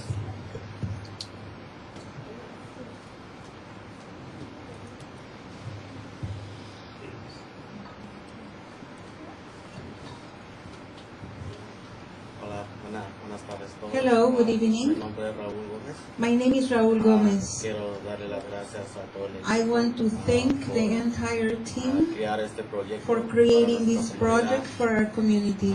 Mientras el campo esté seguro para nuestra As long comunidad, as the field is yo creo que safe for nuestra our comunidad community, trabajan más, our más a community gusto will work y que happier. esté seguro en el field. And they'll know they're safe in the Gracias a cada uno de fields, ustedes, yo creo que thanks to each and every one of ese you. trabajo lo hemos hecho entre todos I think y this work has been gracias a cada done, uno de has ustedes been done among all por of ver us.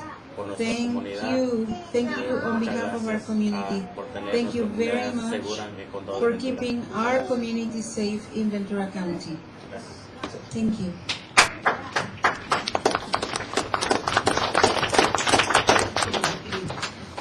Buenas tardes a todos. Good afternoon, everyone. Mi nombre es Jorge Toledano. My name is Jorge Toledano. Toledano. Soy organizador comunitario de labores con el proyecto Mixteco Indígena. I am a community worker with MyCup. Y solo le quiero pedir al And I comité just want to ask the committee que para el próximo otra reunión que tengamos, for any future meeting we have, que tendremos cansa del público, give the public the opportunity, porque muchos de los que estamos aquí, because many of us that are muchos de los que here, están aquí, many of the people salieron here del trabajo, had to leave work, salieron del trabajo y se bañaron nomás, had se to leave bañaron y work, se they vinieron para acá. just showered and rushed, come here, No han comido nada. they haven't eaten anything.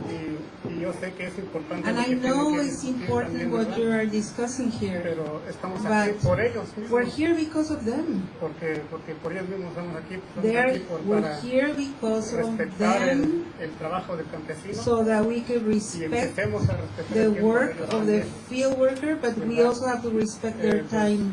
como dije hace rato, Like I said earlier, no han comido. many of them have Entonces, not vamos had a meal. a respetar el tiempo So de we todos, need to ¿verdad? respect everyone's time. Pues, solamente quiero decir eso, que And that's what I wanted to tell you. a todos. We need to respect everyone.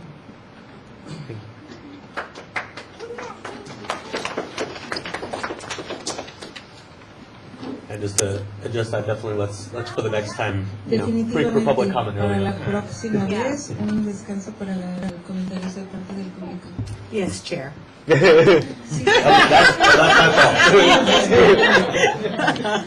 Hola, buenas noches. Mi nombre es Pedro Flores. Good evening, I'm Pedro Flores. Soy organizador comunitario. I am a community organizer. Algo que me he dado cuenta, Something I've become el aware mayor of, problema en este the tiempo que biggest soy problem at this organizador, time as an es organizer, que muchos de los problemas se concentran en mandos is that a intermedios, lot of the problems are related to the mid management. es decir, supervisores y I mean supervisors los foremen. and foremen. Entonces, me gustaría saber, yo I creo que es would like to muy know, importante and I darle think it's seguimiento a really esa important capacitación que to mencioné. follow up that with that training you mentioned. Y cómo incentivar esa capacitación And a how do you give incentives for todos that los growers que training? existen, grandes y pequeños. For all growers, big and small. Ya.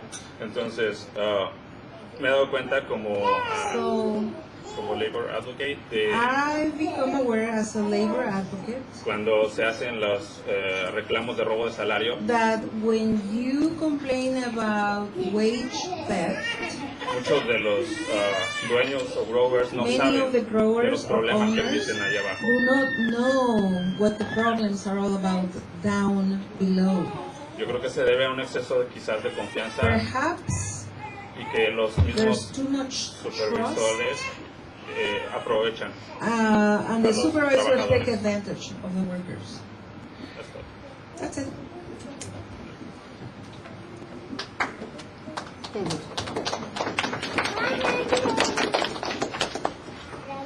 Hola, buenas tardes. Hello, good evening. Mi nombre es Claudia Quesada. My name is Claudia Quesada Con la Organización de Líderes Campesinos. with Líderes Campesinas Organization. Realmente no me gusta dar la espalda por falta de educación. I don't like to give my back to them because it's bad manners, but I want to congratulate Israel and Fatima and the team. Por la experiencia que tengo trabajando ya con la comunidad más de 10 años. I have had more than 10 years experience working Algo que in this caracteriza community. a una And organización de something agencia that proveer shows recursos es la amabilidad, la atención, la in this disponibilidad. community is their kindness, their politeness, their ability, and the empathy. I think that working with them Para que gives otras personas us se animen a reportar. that courage to report things. Que pasan son Common como robo de cases salario, are, for example, the las wage horas, theft, the pero hours, no se documentan tantos casos como acoso sexual. but they don't document as many cases of sexual harassment. Y falta de esto es por falta de And the capacitaciones, reason is that lack entrenamiento. of training, the Así lack of que information. Tenemos, por favor, que una So de we're las asking you to please, primordial para nosotros como comunidad something es la so prevención. important for us as Si a community is nosotros no damos prevention. prevención por medio de If we do capacitaciones a not nuestros- train a in nuestra comunidad, prevention in our community, nunca vamos a ver a llegar we're qué tan never grave going es to be estos able casos. to see how ¿Verdad? bad these Entonces, cases are. aquí estamos en So here we are, y nuevamente cooperating. felicidades a Again, este equipo congratulations to the team. y aunque sabemos que es un programa que Even es a corto though plazo, we know this is a creemos que tiene short-term un gran program, potencial, we mucho believe que it sacar de has este great programa para poder apoyar potential, nuestra and there's a comunidad. lot that can come out of this program in Muchas support gracias. of our community. Thank you so much.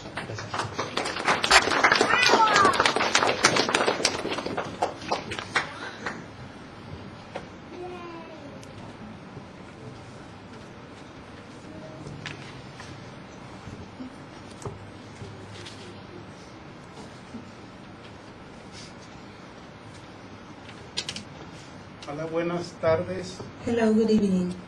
como organizador comunitario también como As a con el community proyecto organizer indígena también through soy MICOP, parte también del programa I'm también also a la cual part of the estoy program, también llevando el and mensaje a mi I'm also comunidad purépecha, la bringing cual the escuché message pero no to my escuché mencionarlos también Purepecha en tanto que community, estaban but I hablando, didn't hear you que talk estamos about también them. la comunidad muy We're grande también en also Santa Paula, part of the Fillmore, migrant Oxnard community también. in Fillmore, Gracias también al Oxnard. proyecto Mixteco por la Thank you oportunidad to the para Mixteco participar, program for para the llevar mensaje a mi opportunity comunidad to también. bring this Sé que message aquí to our estamos, pero no se ha community. escuchado temas I tanto, know no that nos we're ha- here, but we haven't no nos heard damos la about oportunidad them. tanto We don't give participar ourselves the o no nos llega el opportunity to mensaje también muchas participate, de las or veces maybe es lo que sometimes the también message doesn't get la across. cual me siento muy orgulloso de And haber I feel participado también very hoy proud to have para llevar el mensaje también participated acá y para today eso so that I también can estamos bring llevando también el the mensaje message para mi comunidad to y them, to muchísimas my gracias. community, and thank you so very much.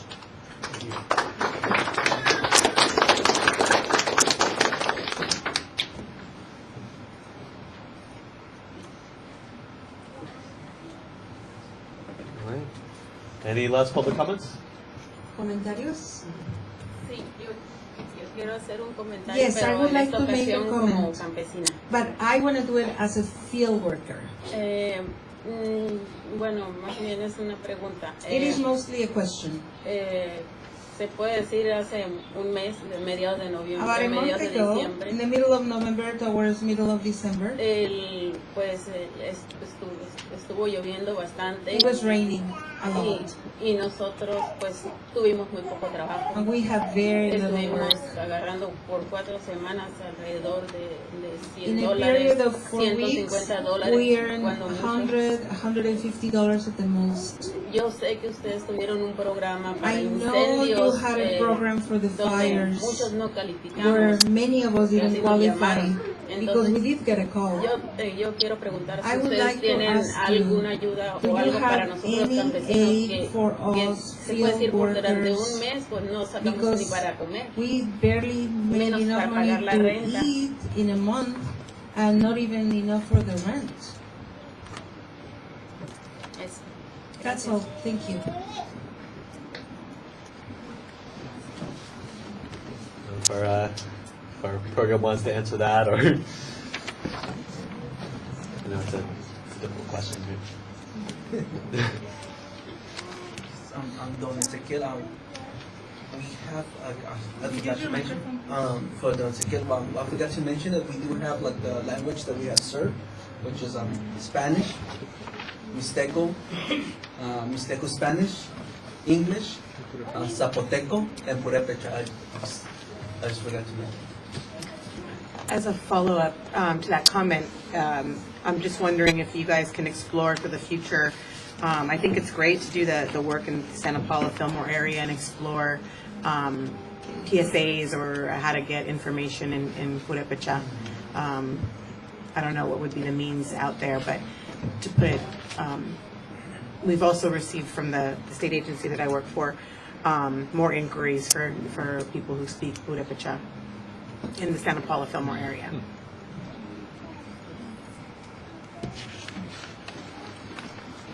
All right. We want to go to committee member comments. Do we have any kind of final comments? I think recommendations here for our staff, or directions you'd like to see that movement. I'm just wondering when you plan to convene us again, when this would be going to the board, and what the plan is. So at the last board meeting, when the whole program was approved and they had the recommendations, the board's action was to make a presentation to this committee at 6 months and a year. And additionally, we are looking at doing also a presentation to the Board of Supervisors, especially because we also came and provided you with an update. And we're looking at providing them the same information at the board as a whole. So we're tentatively hoping to do something in February. If so, once we're able to provide any sort of date to that, we will immediately provide it for each one of you so that you guys also know, have it on your calendars. We know you're very busy. But again, definitely, there's another presentation to this committee at 1 year. Which by then should also show some changes in growth and as far as the work and the needs too. Yeah, I just wanted to offer some final comments. I just want to congratulate Melissa, Fatima, Israel, and Talia for the great work that you're doing. I think you're doing an amazing job at gaining the trust of the employer. I think you've done another amazing job with gaining the trust of the employee. But I think through the work that you've done, you've been very respectful in the way you approach both the employee and the employer. And I think you've been able to show that you're not one side or another, that you're very transparent. I think the process is extremely transparent. We've had the opportunity to participate in your process and we're impressed. I think you're very transparent. You're helping to get to a resolution. And I just want to say congratulations. And I think our team can do a better job of connecting you with other employers that can, where we can share our experience and hopefully more doors will open. But congratulations. Thank you.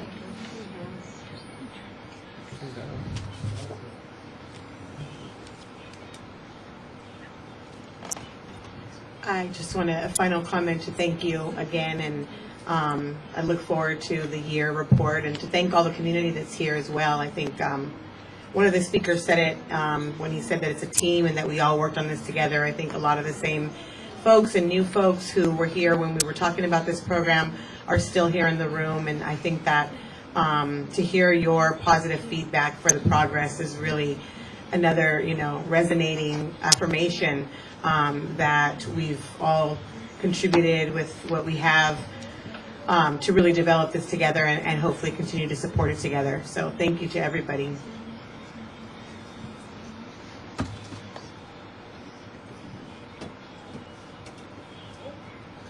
Well, I'll go if our committee members don't want to yet. I really just want to thank the staff of this program. I mean, the report here shows you all have been working extremely hard. The amount of outreach meetings, everything that you've done, plus the amount of cases that you've had just in a very short period of time, really impressive. And I am sure that you all have been hitting the ground hard very quickly and very immediately. Thank you to HSA for all of your support of the program. Thank you to Israel and Fatima for being really the front lines. Thank you, Talia, for helping to shape this. And all of you for navigating what I think is a really difficult, a task in a way that's been really effective. And happy to continue meeting with you and talking to you about outreach methods and all that. I think one piece of feedback I would give is kind of on the outreach. I know we are. We are getting a lot of people coming in for non-labor related issues, which I think is naturally going to happen. The name of the program, Farmworker Resource Program, it's kind of hard to know what that is, or but I do think it might help if some of our materials were more specific. We're getting people coming in for immigration, and we're saying, well, our program doesn't do immigration, but it does say immigration on the flyer, right? And so I think some of this as well as the website, has a lot of housing, immigration, education on there, and that may be some of the source of the confusion. I think, sometimes some of the language on here can be a little more kind of technical, legal, on some of these forms. We have our own at Cause who've been, passing out flyers, putting them up in businesses, etc. That they're much more kind of, simple, like, if you have issues with wages, pesticides, sexual harassment, right, breaks, etc. And I think that definitely is here on some of these as well. But I think it might make it a little more, just plain and clear. But I do think the amount of outreach that you all have done is amazing. And I think the PSAs incredible. The partnership with MyCop and Radio Indígena really incredible. And I think you can see the success of the program's outreach and partnerships in all the people here who came to speak, who are interested in this program and who have been involved. So I'm also really excited to hear at all the potential that this program is having for being replicated in other parts of the state. That you've got the UCLA Labor Center coming and wanting to research this program. That you've got state and federal agencies looking to it and saying we should have this in other places. We were talking during the break about all the potential for maybe our state legislators could invite state legislators from other communities to come see and maybe look at how the state might be able to invest in this in the same way. And I think once we're through a year of this program, there's a lot of potential to really promote the success, put out the statistics of what we've done and served. Maybe do another kind of press event or press release and get some more of that kind of attention to the success of this program because it is so unique, and I think it does really offer a lot of promise to be replicated.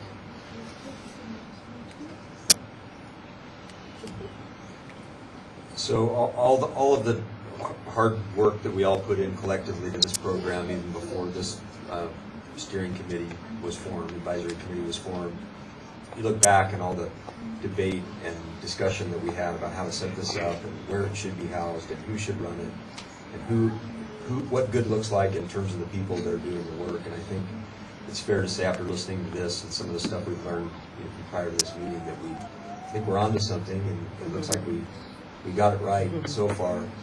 And a lot of hard work to do, but we're sure off to a good start. And I was pleasantly surprised that my thought about this may be the beginning of something big for our state in other counties. And hopefully others notice that. It'll have to be promoted somewhat, but I think we did good with this. And thank you all for your hard work. May I? Absolutely. I just want to share with you that one of the leaders from the U.S. Department of Labor at the state in San Francisco has gathered his leaders at the state level and said, I want you to do exactly what they're doing in Ventura County. So without knowing, you might be famous in Fatima and Israel, might be signing autographs pretty soon. But this is already at the federal level, we're being recognized, and so thank you, and I just wanted to share that with you. Amazing.